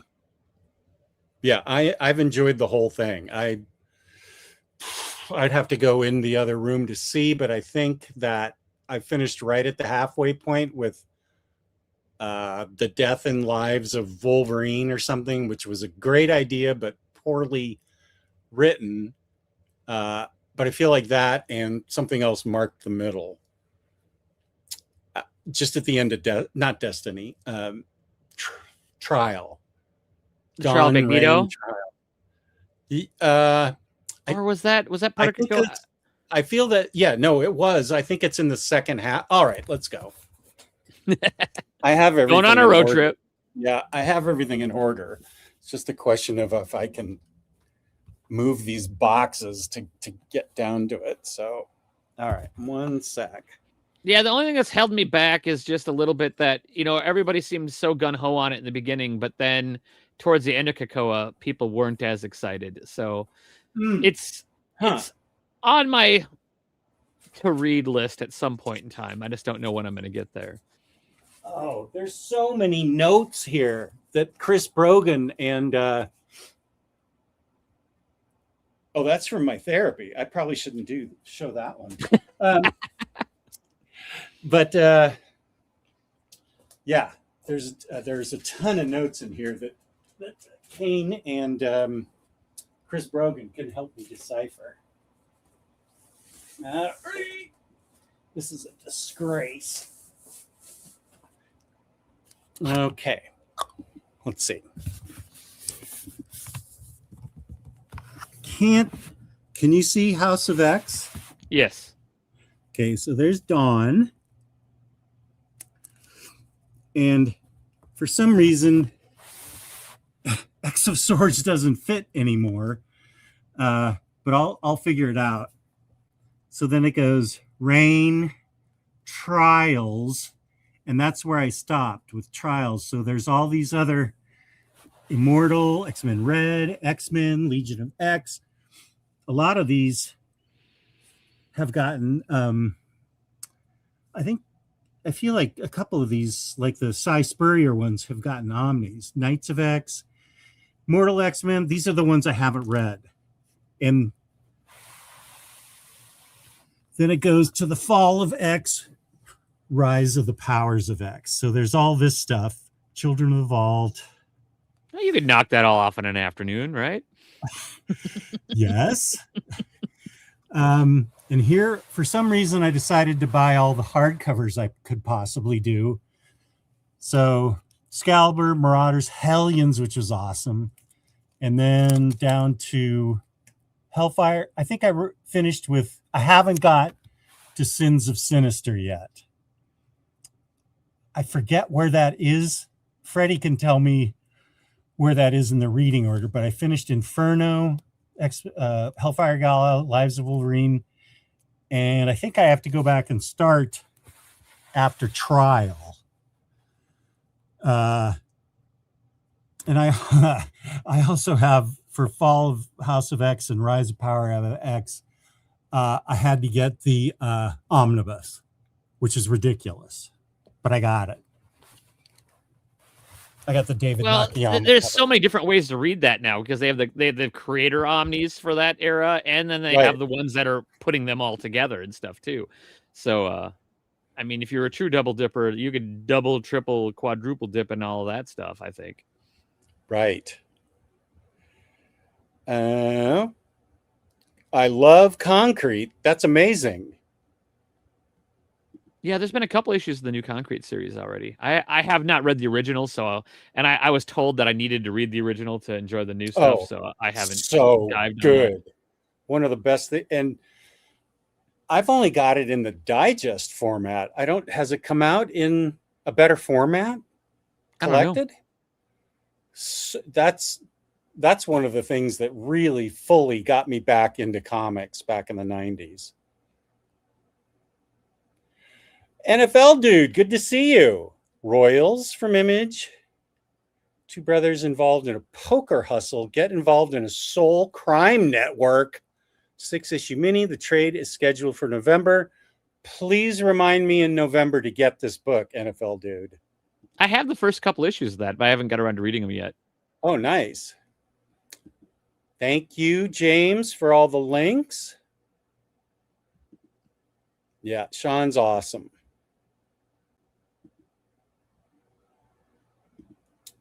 Someone was saying to avoid that one. What one was he talking about? Oh, this is different than the one.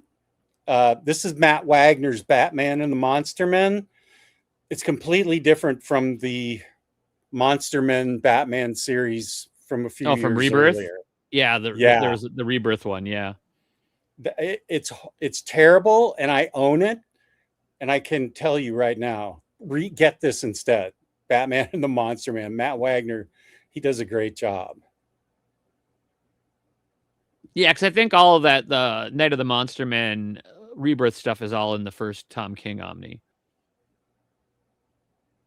Because I was able to get rid of my book for it, because that was not in the all the issues weren't in the Tom King Deluxes, but they were in the Omni, so I was able to get rid of my Monster Man book. Oh, okay. We're just asked. The new book's posted in Comic News in my Discord. Oh yeah, we were going to talk about that. Oh, here's Batmanda. It's been so long. Yeah, Batmanda, how are you doing? Okay, well, we just talked about X-Men. Yeah, okay. I'm going to be on Very Fine Condition this Friday at 6 p.m. talking about the DC catalog. So we can spend, I'm going to say 15 minutes on it, and it's going to end up going to midnight. But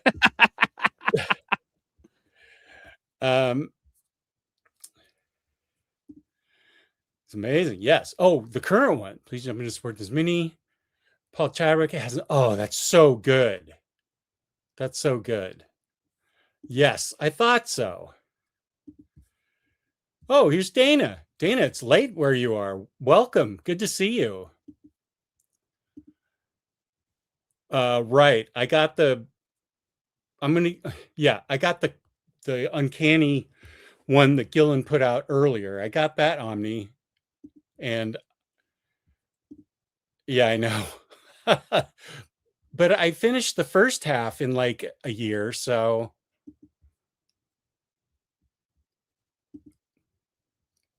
with Hickman's Inferno. Interesting. Okay, wait. Uh-oh. Oh dear. Okay.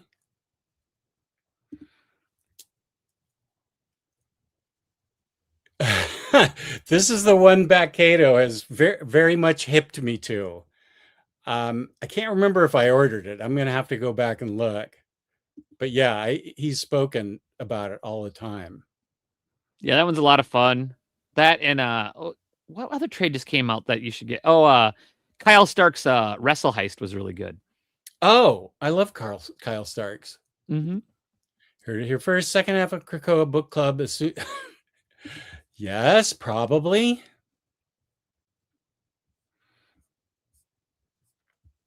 Okie dokie. Concrete. 15 minutes to midnight. Oh, that's when it's going to end. I think you saw you might be seeing my lights. I just noticed those because at first I thought it was the lightning outside, and then because it had just stopped, and then I was like, "What was that?" And then I saw your lights come back on again because they must do different patterns, and it was strobing. Yeah, they're on different pattern set, but yeah, so now they've just changed again. There we go. Fancy. Yeah, I finally fixed them and got them up. So thank you. Peace and love. Juice Dragons just got back from the LCS, picked up the FF Omnibus by Dan Slott, mostly because of the cover, which has Ben and Alicia on it, and Ben is wearing his chippa. Is this Slott story any good? I don't clue. No, I don't know.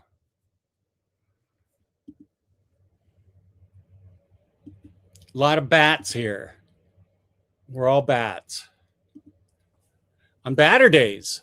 I know. Batnessa? Yeah. Okay, let's see if I can do this.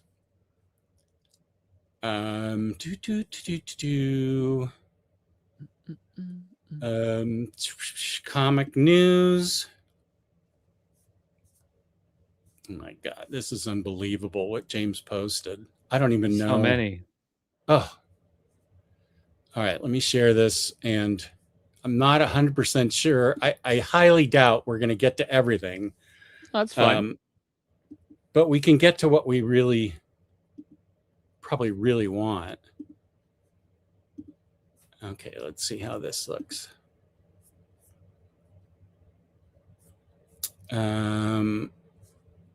What's this one? Oh, okay.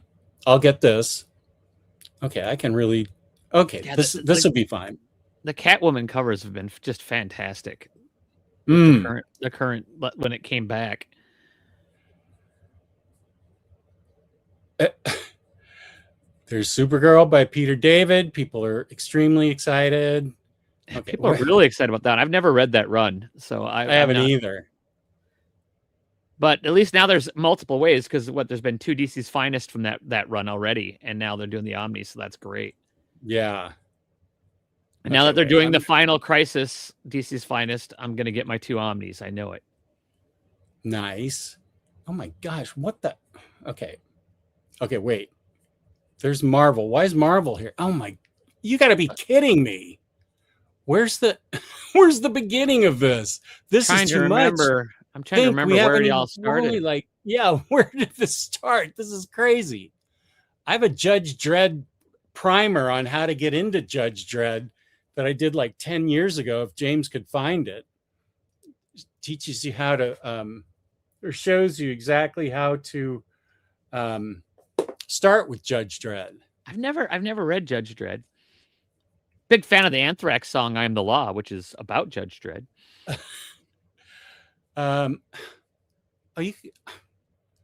This is ridiculous. That's weird, so I don't want to show it, but I just showed it. Okay, why am I there? Oh, okay. James has been making lots of good memes. Okay, there's a lot of memes in here, so I'm just gonna go. Sorry, everybody. I haven't really checked this out. Oh, there's Mega Man, right? For Sean.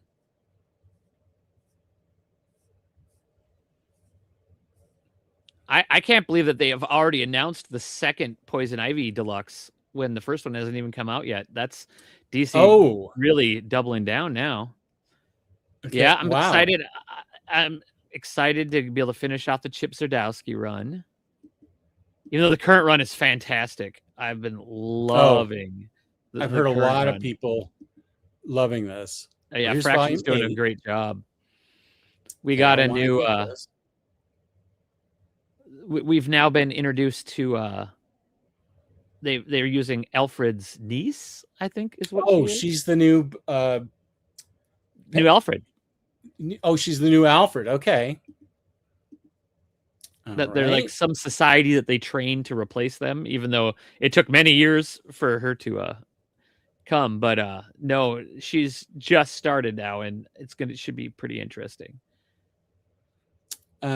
These look like the standard hardcovers right here. Yeah, standards of trades.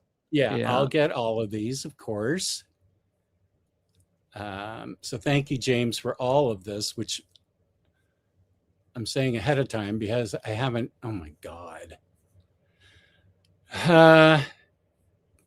Okay, peace and love on that. Peace and love on this.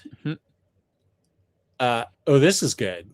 I'm gonna stick with the DC finest horror ones to get all these because they take up less space. But I love those old horror stories. I always just like I'll get those out and they're what I like about those is they work so much. They work very well in the DC finest because they're all like little one-off, anthology stories that like I'll take it out and I'll read like one or two stories, and then I'll put it back on the shelf.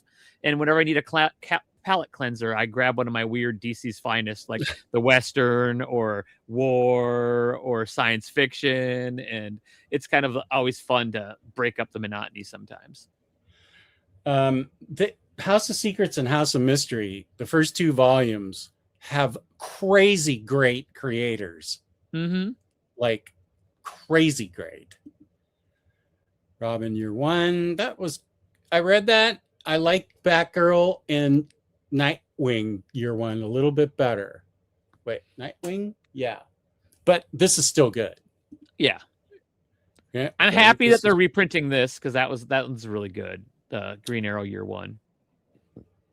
I have this in a smaller standard hardcover, I think. So I'll have to upgrade to deluxe. Okay, what are we doing here? Where are the ones that we really want, like Jonah Hex and stuff? They're scattered throughout.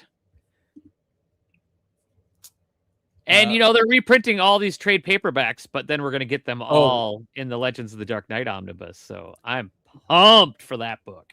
Right. Okay.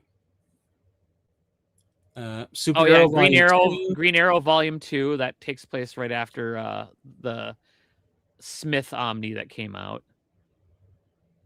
Oh yeah, Archer's Quest. This is Archer's Quest Volume 2. Okay, good. I'll get that. So now they just need to make one that goes between the Longbow Hunters, the Grell run in that one with all of the Connor years. Okay, so what is this? Batgirl. This is. Oh well, there's Cassandra Cain.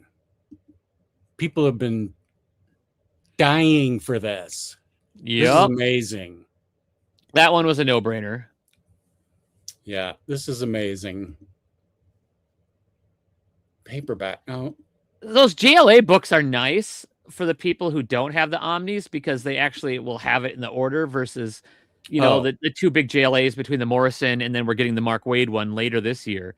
But, they're kind of intermixed between them, that this is a way that you can read it in probably a better reading order. And it probably has a few more of the holes that fill in, but I'm not going to get them. I'm just going to keep my Omnis. But same. Aquaman by Jeff Johns Omni. Cool.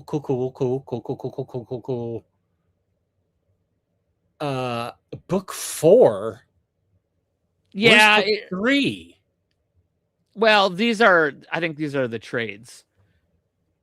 These are the Oh. reprints of them because Got it, it's got it, got it, all got it, in got it. it's all in Thank the you. two Omnis. Yeah. Okay. Okay, here's one I'm excited for. I love this is War World Part 2. Great cover.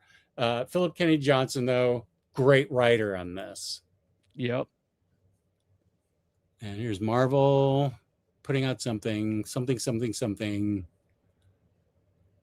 Covers. That looks good. Oh, that's the cover for the PK. I like it. Mm-hmm. Got a lot of super fam there. Yeah. And we're getting the Morrison Green Lantern in an Omni. That's going to be great. Yeah, it is. End of Life Volume 2. I haven't even seen Volume 1. Yeah, I think it's just about to come out. That's the Kyle Starks Vertigo book. Oh, okay.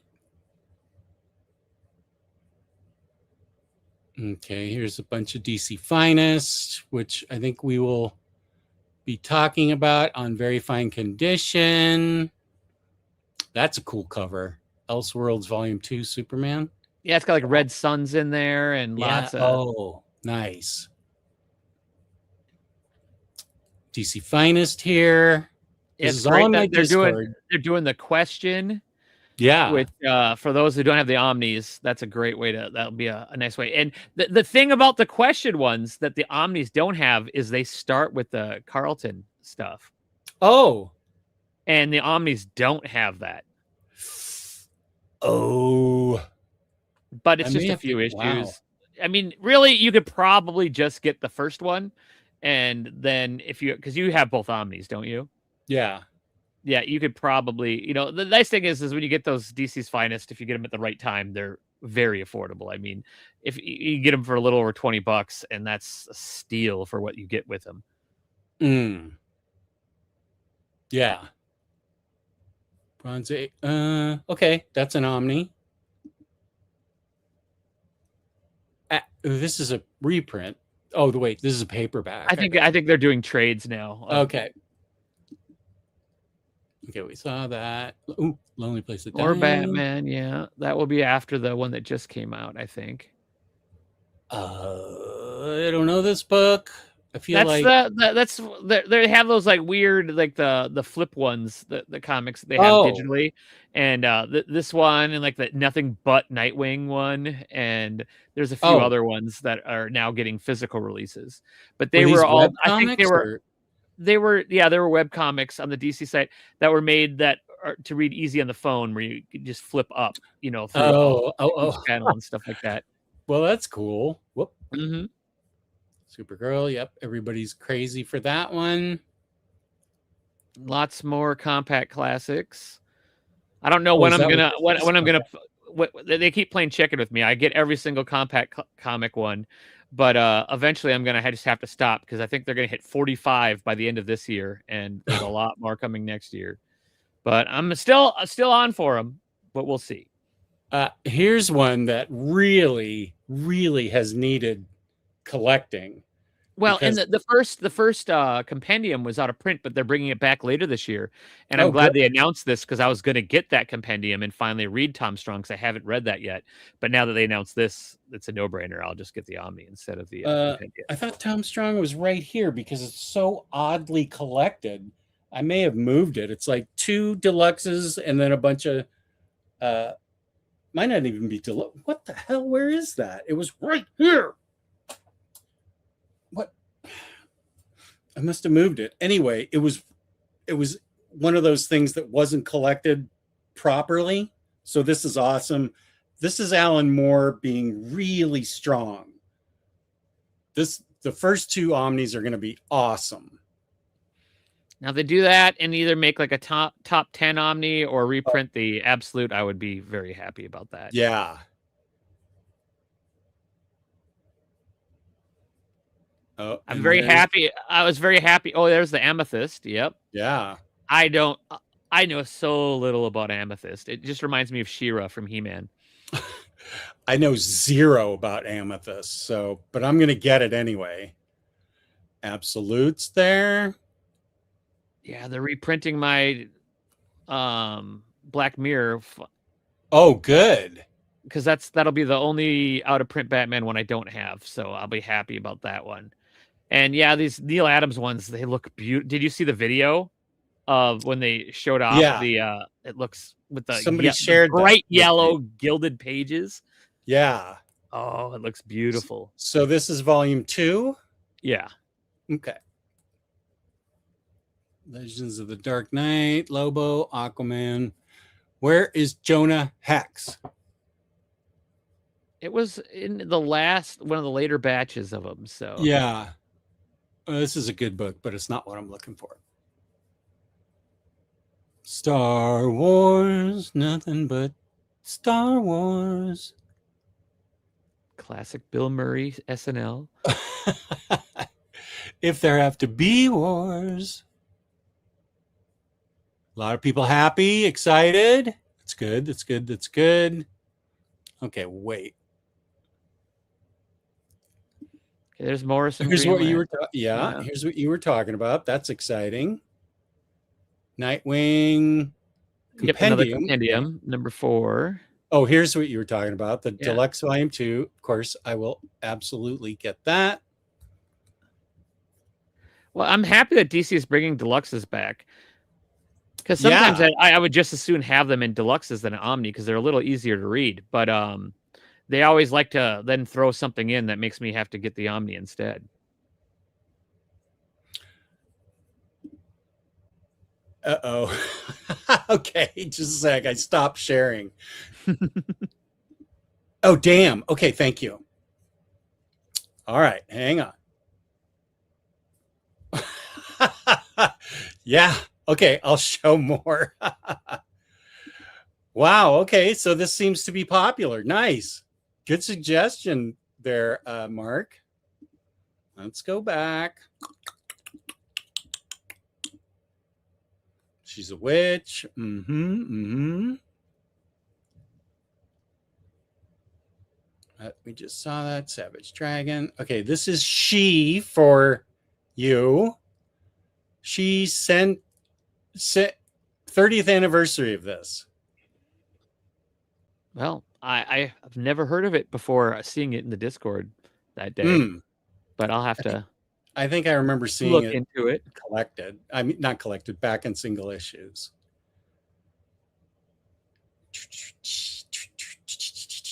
But yeah, the Batman Legends of the Dark Knight Omni Volume 1, I'm so excited for that. There's so many iconic little stories in there. And then the Mensch Batman Omni as well is Oh, yeah.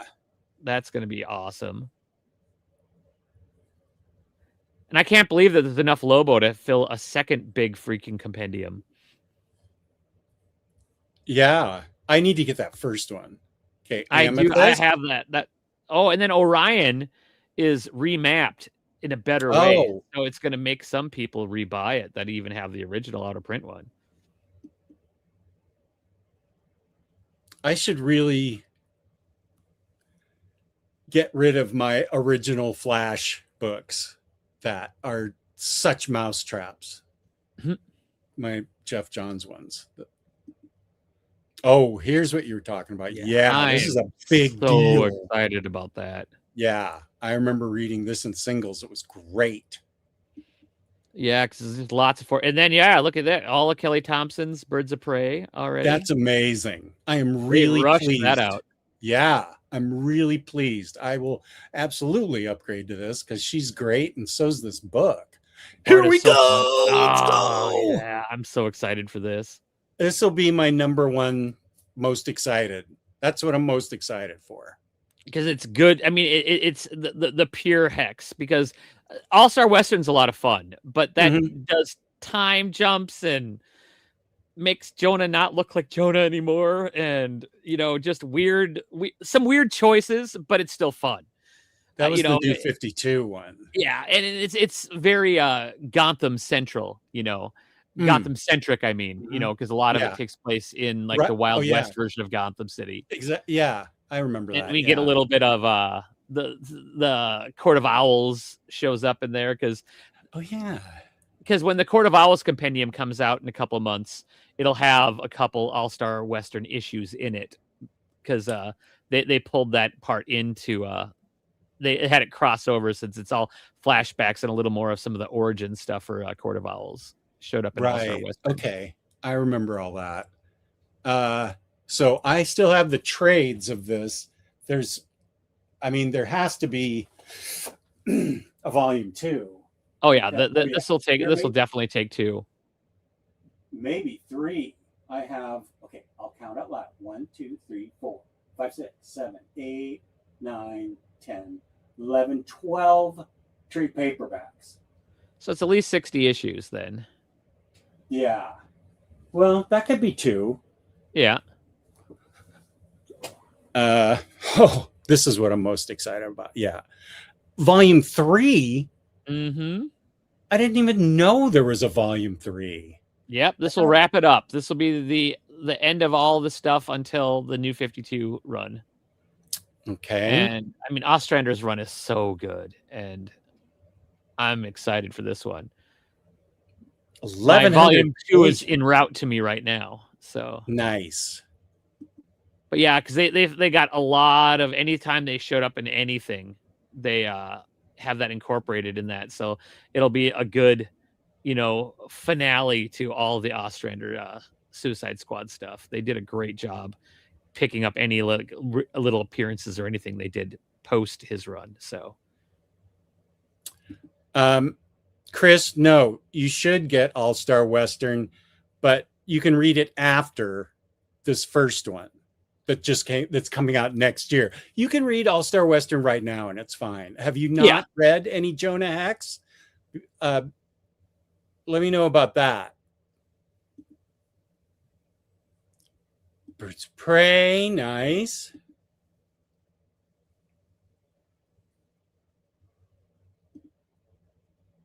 I'm sorry about that. Only Crushing Crisis and I love She. I love that Crushing Crisis loves a book like that. I have no idea what it's about, but that's cool. Pre-order Volume 1 Deluxe. Oh, with the exclusive cover from PBC. I'm super excited for Volume 2. Oh yeah, Jenny Frison. That's a great, great, great cover. Yeah, it really is. Batman by Doug Munch. Oh, I remember that. The Sixth Finger. Yeah. Wait. Somebody. Was that my coupon code? Peace and love. If you did, thank you. That's a good book, by the way. Oh yeah, which Venom did you get? The Kates. Oh, yeah. That's a great book. Yeah, it's everything you need. I don't have a lot of Marvel Omnis, but I have that one and I love it. Yeah. Oh, Safar. I have an easy way for you to read those Chonker Omnis. I'll send you a link to what I get. I'll send you a link to what I get on Amazon. It's a lap. It's a lap cushion for your laptop, but Omnis fit on that thing super well. So I'll send you that link. I should probably get something like that. I position myself on the couch just the right way that I can have it on my lap and do it, but that would probably make it a little easier. Oh, it's so easy. It's so easy.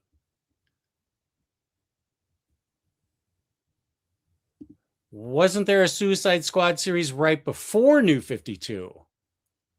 This would be. Well, there might have been like there could have been a couple other weird ones. I can't remember if Ostrander did them all, but this would at least finish off Ostrander's stuff. But there could have been another one. But I don't think it wasn't a very long run. It might have been like a mini series. Gosh, yeah, I don't even remember it. Let's see. Oh, you have the Weird Western Tales omnibus. You'll be fine. Yeah, highly recommend it. Oh, thank you. Peace and love. Suicide Squad. Yes.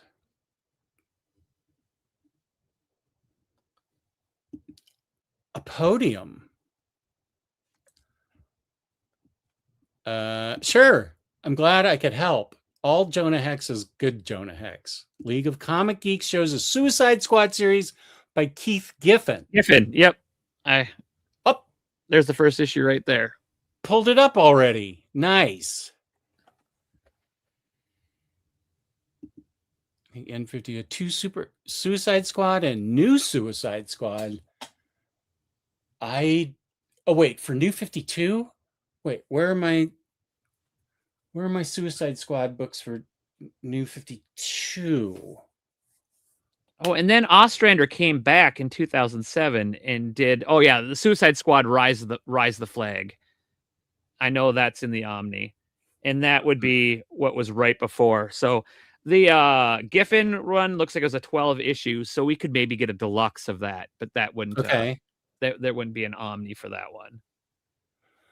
Well, I know. Wait. Oh, I have an Omni of Suicide Squad Volume 2. Sorry. Yeah, 2 just came New out 52 this week. This week, Volume 2 came out for Ostrander. Okay. I'm thinking of the New 52. Yep, there's a New 52, and they didn't do one. They haven't done an Omni for the Rebirth one, but they probably should. I have that in deluxe. And then Tom Taylor did a run after that. I've got the standard size of that. That one's really good. Yeah. That one's really good. Mm-hmm. I have issues with how I file things. Like all of Suicide Squad should be together, but I like my spines to sort of coordinate. Right. So there's even a freaking Marvel book over there in the DC spot. Well, all my Kalaxes are double stacked now. And so for my Batman section, behind all like the Omnis and Deluxes is where I put like my standard size and trades for stuff like that. I kind of hide them back behind it because I pick the less desirable ones to showcase to be the behind things, but I need to get more at some point in time. But we're redoing the storage room, and I might manually just build one wall of shelves in there to have some of the other stuff, so I don't have to double stack anything. Jewish Dragons was just mentioning this. This is amazing. 1,200 pages. This is one of my favorite runs of Legion of Superheroes. We're getting that in Omni and in DC's Finest. So nice. People are going to have lots of options for that one, which I like to see because, there's some people just don't like to read Omnis because they just are a little unmanageable and heavy. And they've been doing such a good job with the DC's Finest. I mean, chef's kiss to, DC, because that is so badly needed with some of those. I mean, I'm sad to realize that I've been getting like all the Batman and Bat Family ones along with a couple other lines, and Batman, someone mapped it out, I think in one of the groups, and it's going to be over 100 of them for all of DC's Finest. Yeah. It'll take that many to finish Batman. Holy up to New 52. But wow, that's insane. Yeah, but hey, they're affordable. They don't take up a ton of space, and they're easy to read. So, yeah, you're right on that. I will have to look at my Great Darkness. Bad Blood. That was the Suicide Squad run that Tom. Yes, that's the Tom Taylor one. That one's great. For some reason, it's over with DC versus vampires. Well, that was a fun story too. That's in my. I can't tell. Are those deluxe? No, they only did standard size. Yeah, you're right. Because it's right next to 90s Superboy or something. Yeah, because that was right. That was right after they kind of cut off doing deluxes for regular runs for a while, because they started out in Rebirth and then they kind of ran away from it. Oh, and there's Millennium that Jewish Dragons also talked about. I'll be getting this one because I get all of the DC event Omnis, and that is When did this event happen? 90s? Yeah, trying to remember. I haven't read all of Millennium, so that was probably in the era where I just wasn't reading as much comics anymore, and so I'm gonna put that on my to read pile with the one that everybody tells me I shouldn't read, but I'm going to read 0 Hour Crisis in Time at some point in time. Good luck. I'm gonna subject myself to it, and well, I'm the one that reads all the Gotham City Sirens and Harley books, and they suck. So who am I to talk? Well, there's good ones, and then when DC kind of didn't care who was writing what, I felt like there was like, oh, we want to have this person, we don't know what to do. Oh, just let them write Harley, let them do Gotham City Sirens, and but it seems like they've tightened their reins a little bit, and they've gotten better at picking the right people for things, and that's great, because I there's a lot of their titles that need to have a breath of fresh air thrown back into them. Oh yeah, and Absolute Planetary is coming back. That's my favorite Absolute edition. Oh yeah, I love that book. It's beautiful, and I'm glad that I'm so glad that they redesigned it and got rid of the 2 volumes and did the one big chonker one. Yeah, with that looks like the actual Planetary book, which then we got to see what in that Outsiders book. You read those, didn't you? Oh yeah, the 2 brand new ones. Those are good. I really like those. Mm-hmm. I wish really that they would have let it. I feel like they kind of it ended it earlier than they were planning, so it kind of got rushed at the end, and then kind of didn't have a strong finish. But I'm glad that they did it, because anytime that you get a little more Planetary is great. Yeah. But yeah, because I think you can still, because they just came out with the Planetary Compendium, where it's about to come out. So that's a great way for you guys to read Planetary if you have it. Planetary is a lot of fun, and it's very different than anything else. And I love the Batman Planetary crossover one, where they have all the weird Batmans coming at them. And I remember they're like, they thought that it was like a weird transvestite that was chasing them at one point in time, but it was I think it was the Purple Gloves Batman, the old Golden Age one, and they didn't know what he was, and it was in a different reality, and I want to say, what's the white-haired guy's name? Why can't I think of it? What in are Planetary? we talking about? Snow. Snow.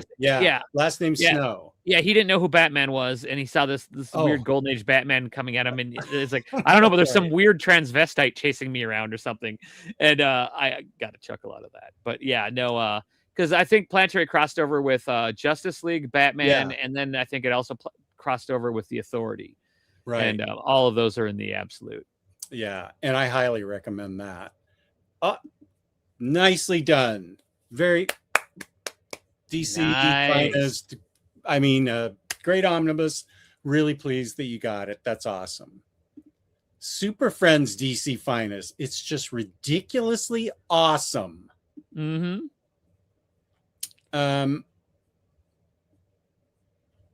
Wait, Farsender. Oh, I see. Are you in the Discord, Farsender? I can give you I'll find an updated link for that thing and I'll send it to you. Are you in my Discord? Let me know. I'll send it to Safar. Also.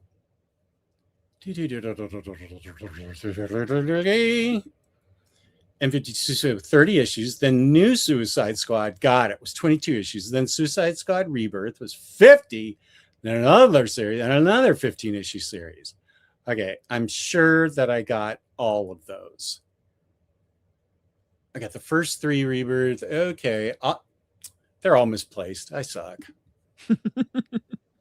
I've been slowly reorganizing because mine just got out of control, and like all of my like non-DC section is all nice and organized, but my DC is just all over the place. Yeah, same. My Marvel's way more organized. Yep, Elijah Snow. Yep. Okay, I will send it to you. I'll find it and send it to you and Safar. I think I have to be friends with you first. I'll send you a friend request.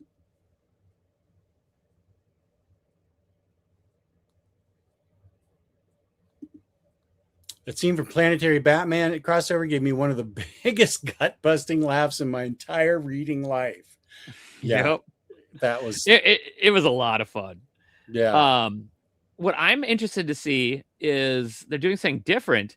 So for the Wonder Woman Dead Earth Absolute, so that's going to be prestige format because that one is a wider one. It was back when the DC Black Label ones, kind of like Damned and a couple of those other ones, were all shelf of them. Yep, and it says that it's in a clamshell. A clamshell. So that means that it's not going to be a regular slipcase for that one. So I'm interested to see what they're going to do with that, because a clamshell would then be that it closes completely. So they might be doing something extra special for that one. Oh, I can see. I see what you're talking about. Here, let me see where I should be able to put my hands right on it. This is fine for me. It's big. It's great. Oh yeah, it's a beautiful book. I'm going to keep Historia too, the Wonder Woman. Yeah, I have the Historia. I haven't read Historia. Oh, it's so good. And I told myself I'm going to read it soon because I have to make my mind up if I want to get the Absolute or not. But I have the deluxe, and it's nice, big, and purdy. Yeah, it's so great writing, fantastic art. I love the whole thing. Yeah, I miss those. I missed all of those really fancy deluxe Black Label ones that they were doing for a while, aside from Superman Year One, which was horrible. And Batman Damned. Did you like that? I'm an apologizer. I'm an apologizer for Batman Damned. I think it has its moments. It's completely unhinged. It's got nightmare fuel version of Scarecrow. Oh yeah, that is true. But it has its moments.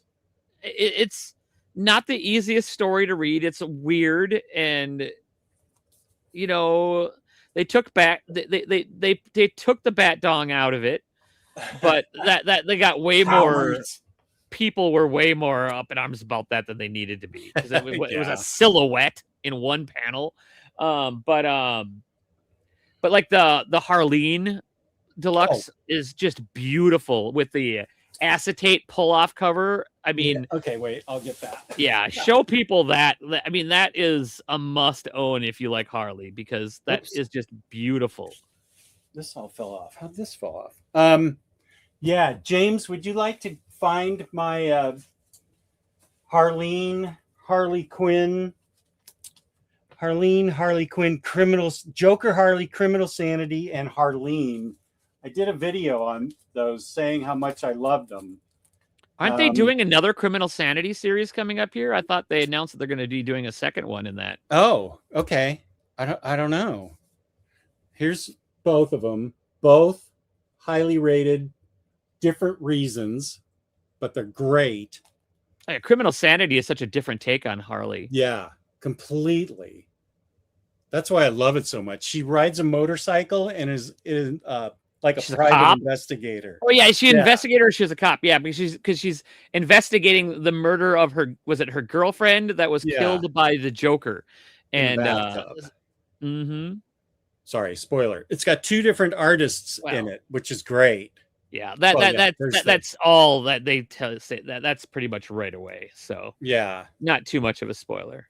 So here's the Stepan Tragic, amazing Harleen. I've got that Funko Pop cover version of that one. Oh, that's so cool. Okay, where it has that whole. I wish though that it had the pull off like this does, because it's cool.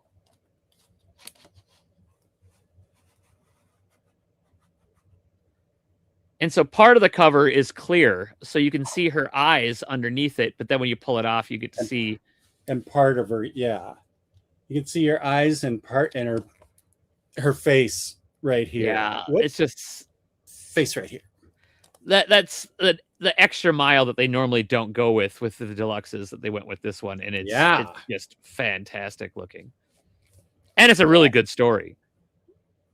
Truly, great art, and I love that book.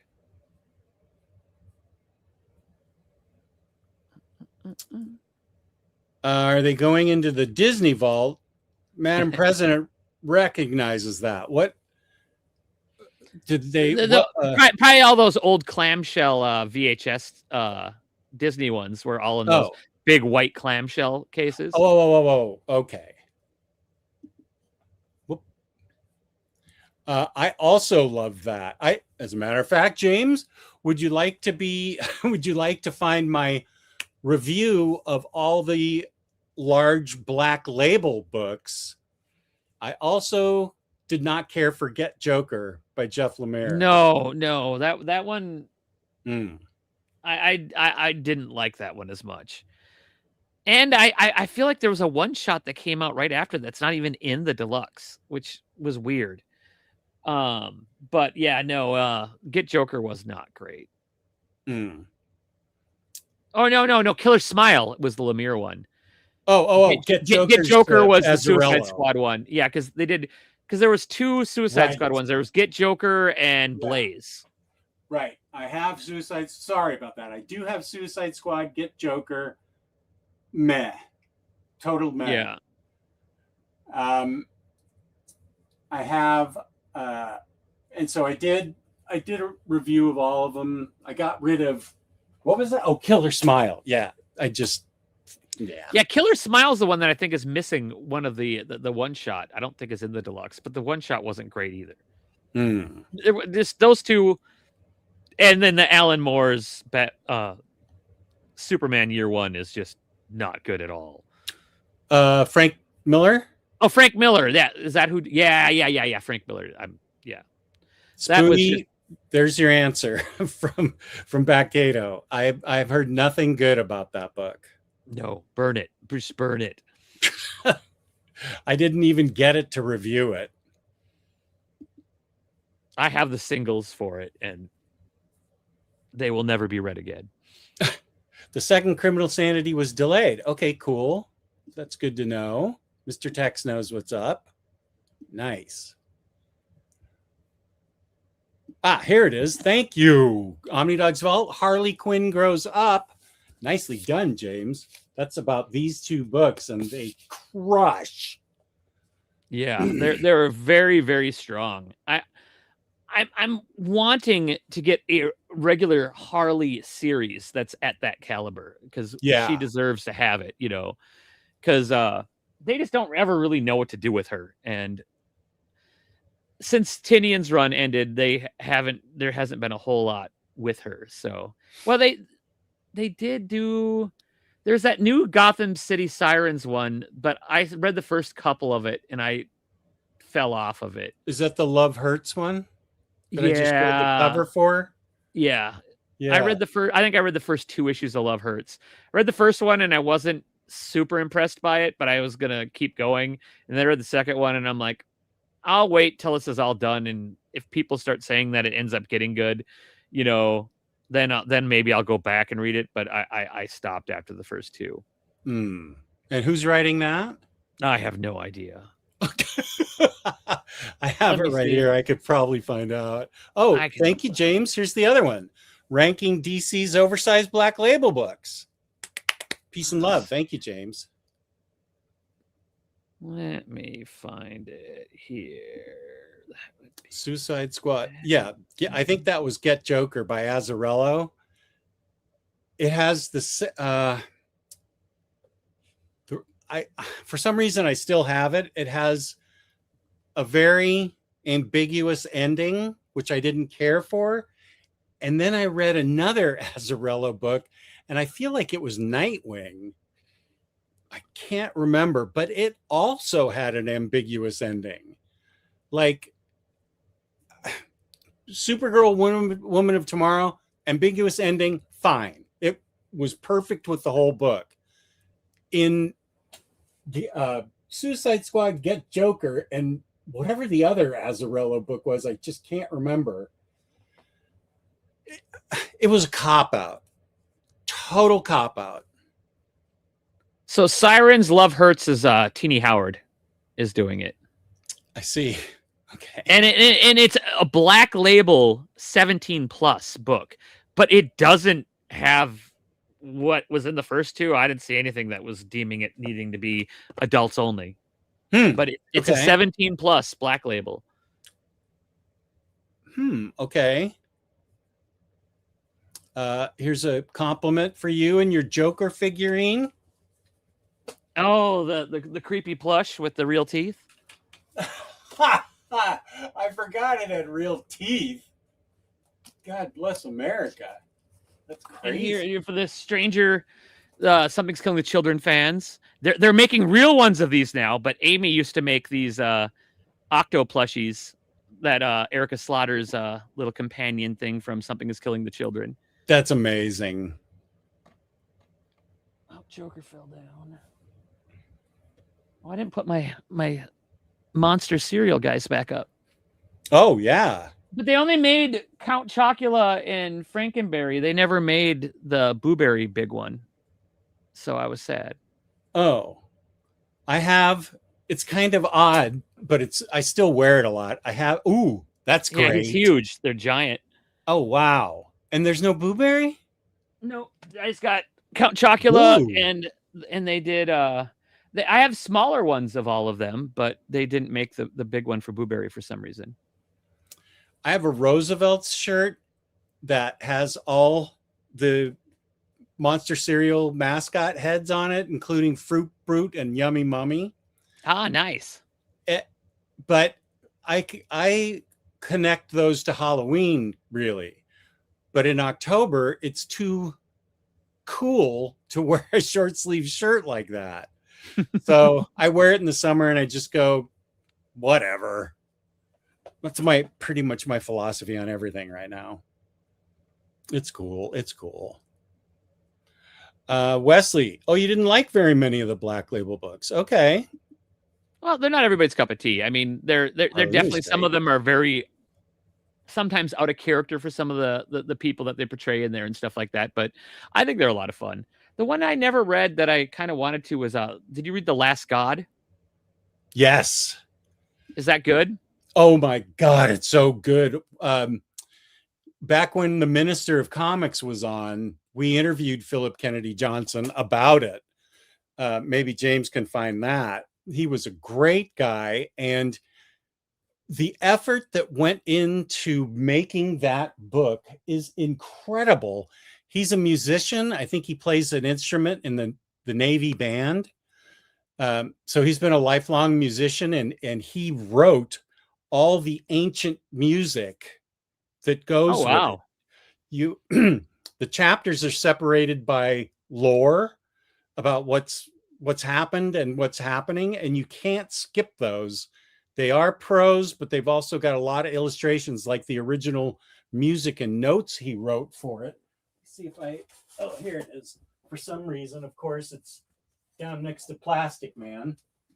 And this is standard, which is a crime because it's got Federici art in it. Here we go. This is what he did. Let me highlight this just a sec, because I think you'll dig this. So in between, there's this stuff, and he wrote the modern music here and then transcribed it into the ancient notes of wherever this place is.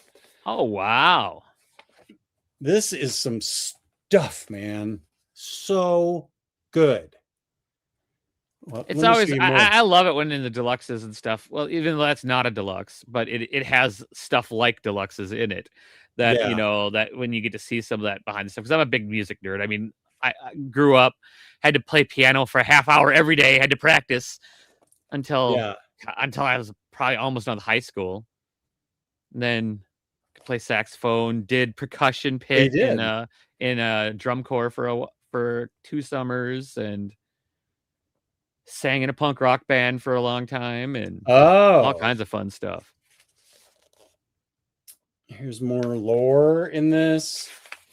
I saw that you posted about the when we started talking about Matthew Rosenberg. I saw that you posted the Husker Du. Oh yeah, because they did a Op Ivy one, they did a Dead Kennedys one, and a Husker Du one, all for issue 1. And I really want that Husker Du one that I might have to go dig in on eBay and get that because I forgot that one existed. I have the Dead Kennedys and the Op Ivy one, but I don't have the brand new Day homage. Or no, why can't I think of the name of that album? Brand New Horizon? I think it's just New Horizons, isn't it? New Horizons, yeah. Because Because that and Zen Arcade are my two favorite Husker Du albums. Yeah. And the new Sugar album's coming up pretty soon. Did you listen to Sugar much? Oh, I did. Yeah, right after Husker Du with Bob Mould. Yeah. Well, yes, he did 2 solo albums that didn't do very well, and he was like barely scraping by. And then he wrote a bunch of songs that became Sugar Copper Blue, which is the most underappreciated 90s album, I think. It's such a good. I got to see him at First Ave, where one of his, because they're from Minneapolis. So, I was going to say that they're from Minneapolis, just like that really drunk group that I have a deluxe album. The Replacements. Yes. I love them too. Oh, they're so good too. And but no, I got to see him at First Ave. It was right after, because like 6 months after Copper Blue came out, they released Beaster because they did all the songs at the same time, and Beaster's a little heavier than Copper Blue is, and so it was right when Beaster came out is when we saw them at First Ave. We were front row, and they shot one of the videos there, but it's all with really grainy, so we can't pick ourselves out. But one of the videos off of Beaster is from a show that I'm at, but you just can't see us. Oh, that's so cool. Okay, this is good to know. Belgian Ellen loved Love Hurts. Okay. Good. No, it could have picked up. It just I see that I read 2.5 issues, and I part of the way through the 3rd issue, and I just was like, eh. But to be fair, I read a lot of ongoing singles, and it's sometimes hard to remember what things were doing in the issues from the month before, when I, because I'll read maybe probably 10 to 12 singles every week. And then a month goes by and trying to remember what was happening in the one before. Yeah. That's why it gets hard sometimes. Yeah. It's hard to follow. I just have too much FOMO to wait for. Yeah. I get it. This is a top shelf book. Oh, that's a great book. Top shelf. I hope they do an absolute of that one too. Oh yeah, this has got seriously great art and a really great story. And how long did it take for the 3 issues to come out? Almost 2 years. I feel like there were so many delays. I don't want to spoil what the surprise is. Oh, who shows up? Yeah, I didn't even know this was a book until it came out in this format, but well, you're lucky you didn't have to wait so long, right? Holy guacamole! It was at least a year to a year and a half between issues 1 and 2. It was so long that they had to do a reprint of issue 1 because it had been so long and so many people had fallen off that they did a reprint of the first issue right before the second one came out because it had been over a year since the first one came out. But yeah, no, I mean, well, I love there really aren't bad Swamp Thing runs. And that's I feel you're right about that. Like, he's DC's Daredevil. Yeah. There's so many great Daredevil runs, and we're so close to having it all collected. Oh, I know. That's a dope plush. The Killer Tomatoes. I remember seeing the first Killer Tomatoes. That's Attack of the Killer Tomatoes. Such a great bad movie. I mean, so Attack of the Killer Tomatoes is George Clooney's in the sequel. The sequel, okay. Yeah, because the first one didn't have. I don't know if it had any big actors, but it's really about these tomatoes, and they get bigger and they kill people, and they find out that the only way you can stop the Killer Tomatoes is the song "Puberty Love." That's amazing. Spoilers, the showdown at the end is there's in this giant stadium, there's a giant tomato that has earmuffs on, so they can't get him with the song. So they have to go at him with the sheet music.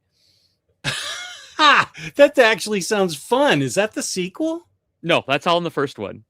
I don't. Oh my god! Well, I saw it 40 years ago. So Yeah, no, it's a very old movie, but yeah, the sequel takes place many years after, and tomatoes have been outlawed, and George Clooney, like, I think he works at a grocery store that has like this back room where they illegally sell tomatoes because like pizza has like jelly and peanut butter on it and stuff because they can't have Ugh. pizza sauce and Oh, so like they even like they test it like they're like testing cocaine, like they put their pinky in it and taste a little bit of the tomato, and yeah, no, it's, but they're doing I think they're doing a Attack of the Killer Tomatoes comic book that was going into Kickstarter, if I remember right, a little while ago. Peace and love, but Belgian Ellen liked it, and I think she has very refined taste. So I have the first 4 issues because they're those connecting covers. So I may just try reading that. That might be all that there is only 4 issues for it. So that's is that right? Yeah. I'm guessing we're going to get a trade real soon. Unless it already has come out and I just don't remember. Yes. I have not read that yet, but I know that is supposed to be good. So that's on my list. It's by Mark Waid. Yeah. By Brian Hitch. Okay. Not the biggest fan, but yeah. Okay. Right. Mr. Tex. Did I already highlight this? Maybe. I can't remember. Rogues is great. I really, yeah. If you guys haven't read that, it's all of the Rogues from the Flash universe, all old and way out of their prime, that they decide to get back together and do one last job where they're going to rob Gorilla City. It's so epic. Yes, I love that deluxe. Those are. I mean, they're so close to having the absolutes because they're the prestige format that just seems so big. Thank you very much, James. Appreciate that. Now I'm gonna have to. I think I digitally bought The Last God because it was standard size, so I do have the ability to read it. Because I think the book's even out of print and it's expensive now. Oh, it is. I'm sure they're going to reprint it. He's a hot writer, and the artist is a hot artist. What was Batman Full Moon? I haven't read that. What's the Dark Patterns? Dark Patterns should have been like an absolute. I'm surprised I think it's selling like hotcakes, so they're going to wait a little bit. But I bet we get a deluxe and then an absolute of that. Yeah, I think you're 100% right. Because I mean, Hayden Sherman's the paneling in that book alone is just fantastic, and it's so fun getting any Batman book where our dark detective is actually acting like a detective and not just yes, a frumpy old I'm gonna yell at everybody. That sounds like me. Superman Space Age and Batman Dark Age. Read both of those. Yeah, the Batman Full Moon is a werewolf story. Do I have that? What's going on here? It came out in standard size hardcover, I think, not too long ago. Okay, now Batman, I do have it. Okay, so it's good. It is good. Yeah, I liked it. Okay, it was a good. It would be probably considered Elseworlds. It's definitely not in continuity, but and we don't get as many of those. Well, we had a couple of them. We don't have any going on right now, but they did that. Was it Jason Aaron that did that Immortal Batman? That was actually kind of fun. Jason Aaron did that? Was it Jason Aaron? I feel like Jason Aaron did a Superman book. Maybe he did a Batman book. I'm super far behind. Let me look up. Let's see. Immortal Batman. Immortal? Where's that? I usually get everything, which is not the same. Oh, no. It's not. It's Kyle Higgins did it. Oh, okay. And Dan Mora. Oh. Okay.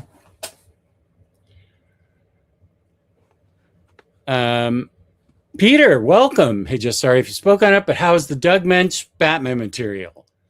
Anything you could compare it to? I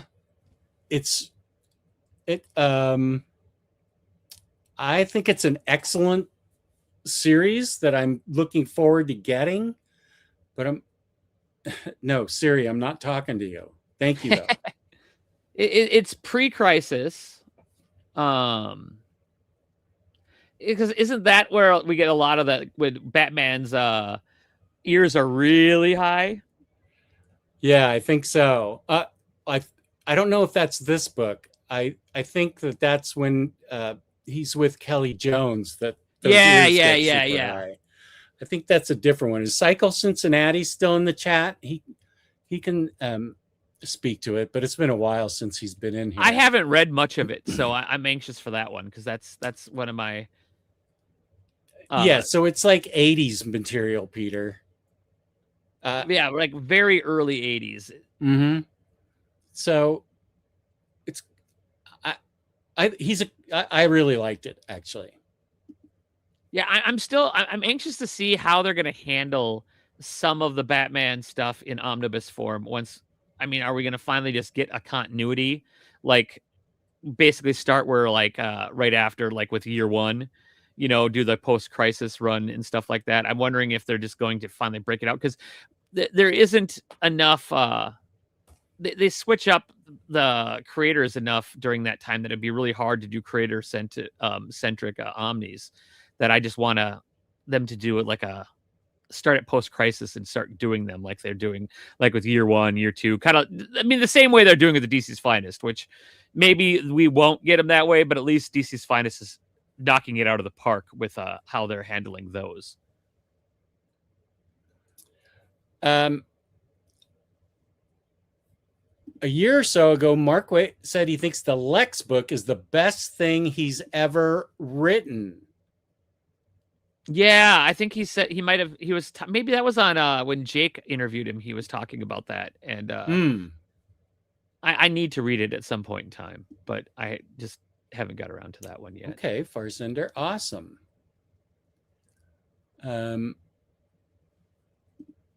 Yeah, baby. This is like talking. It's like we're next to each other on a sofa talking with like friends. It's 8:30 now almost. Yeah. I could do this really for 4 hours because you're so great to talk to, and so is Sean. But I really need to get going to bed or something at this point. Oh yeah, no, I should. Amy, the kids were gone all day, and they came home right about the time the stream started. So I'm gonna go up and go see them. And okay. Mid 90s. I thought that might be when it was, but I wasn't sure. Oh, really? Was it that late? Yeah. Thank you. Oh, that's the Kelly Jones one. So that comes after the first month's run. Okay. Yep, that makes sense. I am too, Kenny. Oh, that might be the Omni for next year for me. I'm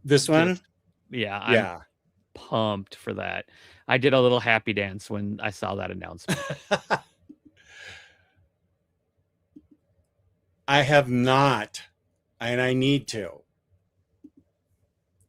Yeah, you probably haven't seen that. You probably haven't seen Spider-Man yet either, have you? Nope. Yeah, we brought the kids to both of them.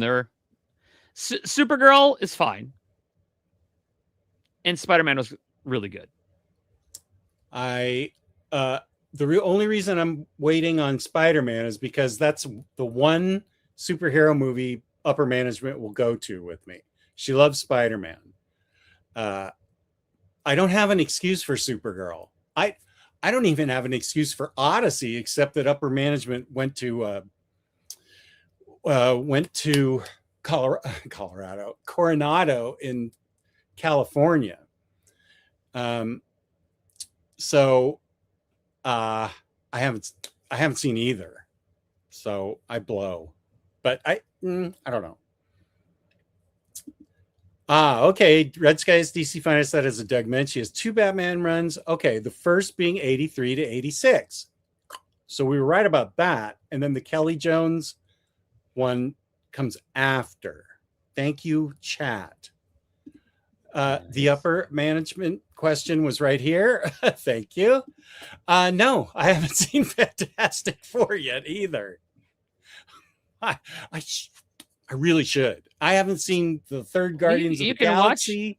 You can Quantumania. Oh, yeah, you can. I mean, Fantastic Four, you could just watch on Disney Plus now, and Supergirl's out for digital now as well. So you could actually watch Supergirl at home. Even well, it's done at theaters now. So okay, that's what I'll do. Yeah, it really is. We're just hanging out at in a comic book store. Yeah. So peace and love, Bree. Glad to have you here. Now-O-Matic Records. Any comic book Facebook groups you recommend? I used to be in a very active the Omnibus Collectors Facebook group started by Riley Moore. It was very active. Now I am in there just to see there's a guy named Kenny that always gets the releases first of everything. So he publishes those in the Facebook group. Yeah, I think that's the same reason I'm in that one too. I just to see like the things that pop up there every once in a while. I don't do a whole lot on Facebook anymore, but I always get notifications from that group, so I always pop in and see it. But James is always really good about posting everything in the Discord right away too. So once Kenny trolls the sites that post the books, and then James relays it to us. So it's a good system. Yeah. You can join my Discord. There's a lot of people there. Yeah, really, any of the comic book news that you see in Facebook, at least for collected stuff, all ends up getting reposted in Omnidog's Discord. So that's great. I think I heard about this. So maybe that's why I'm putting it off in my head. Thank you. Oh, good. Peace and love now, Amatic. Wait, where are you joining? Omnidog's Discord? Okay. I think that's what he's saying. Yeah. Okay. Hello, Hogwash. Thank you to all of you who are watching. Really appreciate it. So peace and love. Thank you to BatKato for hanging out in our basements together. This was fun as usual. And thank you, of course, to Sean from the ComicPals. Both great. He's always great. Yeah. And the chat was epic tonight. Thank you so much, chat. Peace and love. I hope everybody has a good rest of the weekend. And I could do a haul live stream maybe tomorrow afternoon or something. I'll write myself a note. I'll probably need a thumbnail for that. Okay. James. Okay, so peace and love. Peace and love. I will use my song to play us out. You all are great. Thank you so much. Baturdays. Baturdays.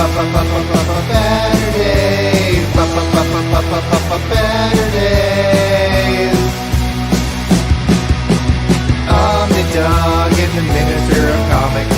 Talk forever, get right your ergonomics. Taking questions from the chat. With a name like that, you think they talk more about the fact. Baturdays. Baturdays.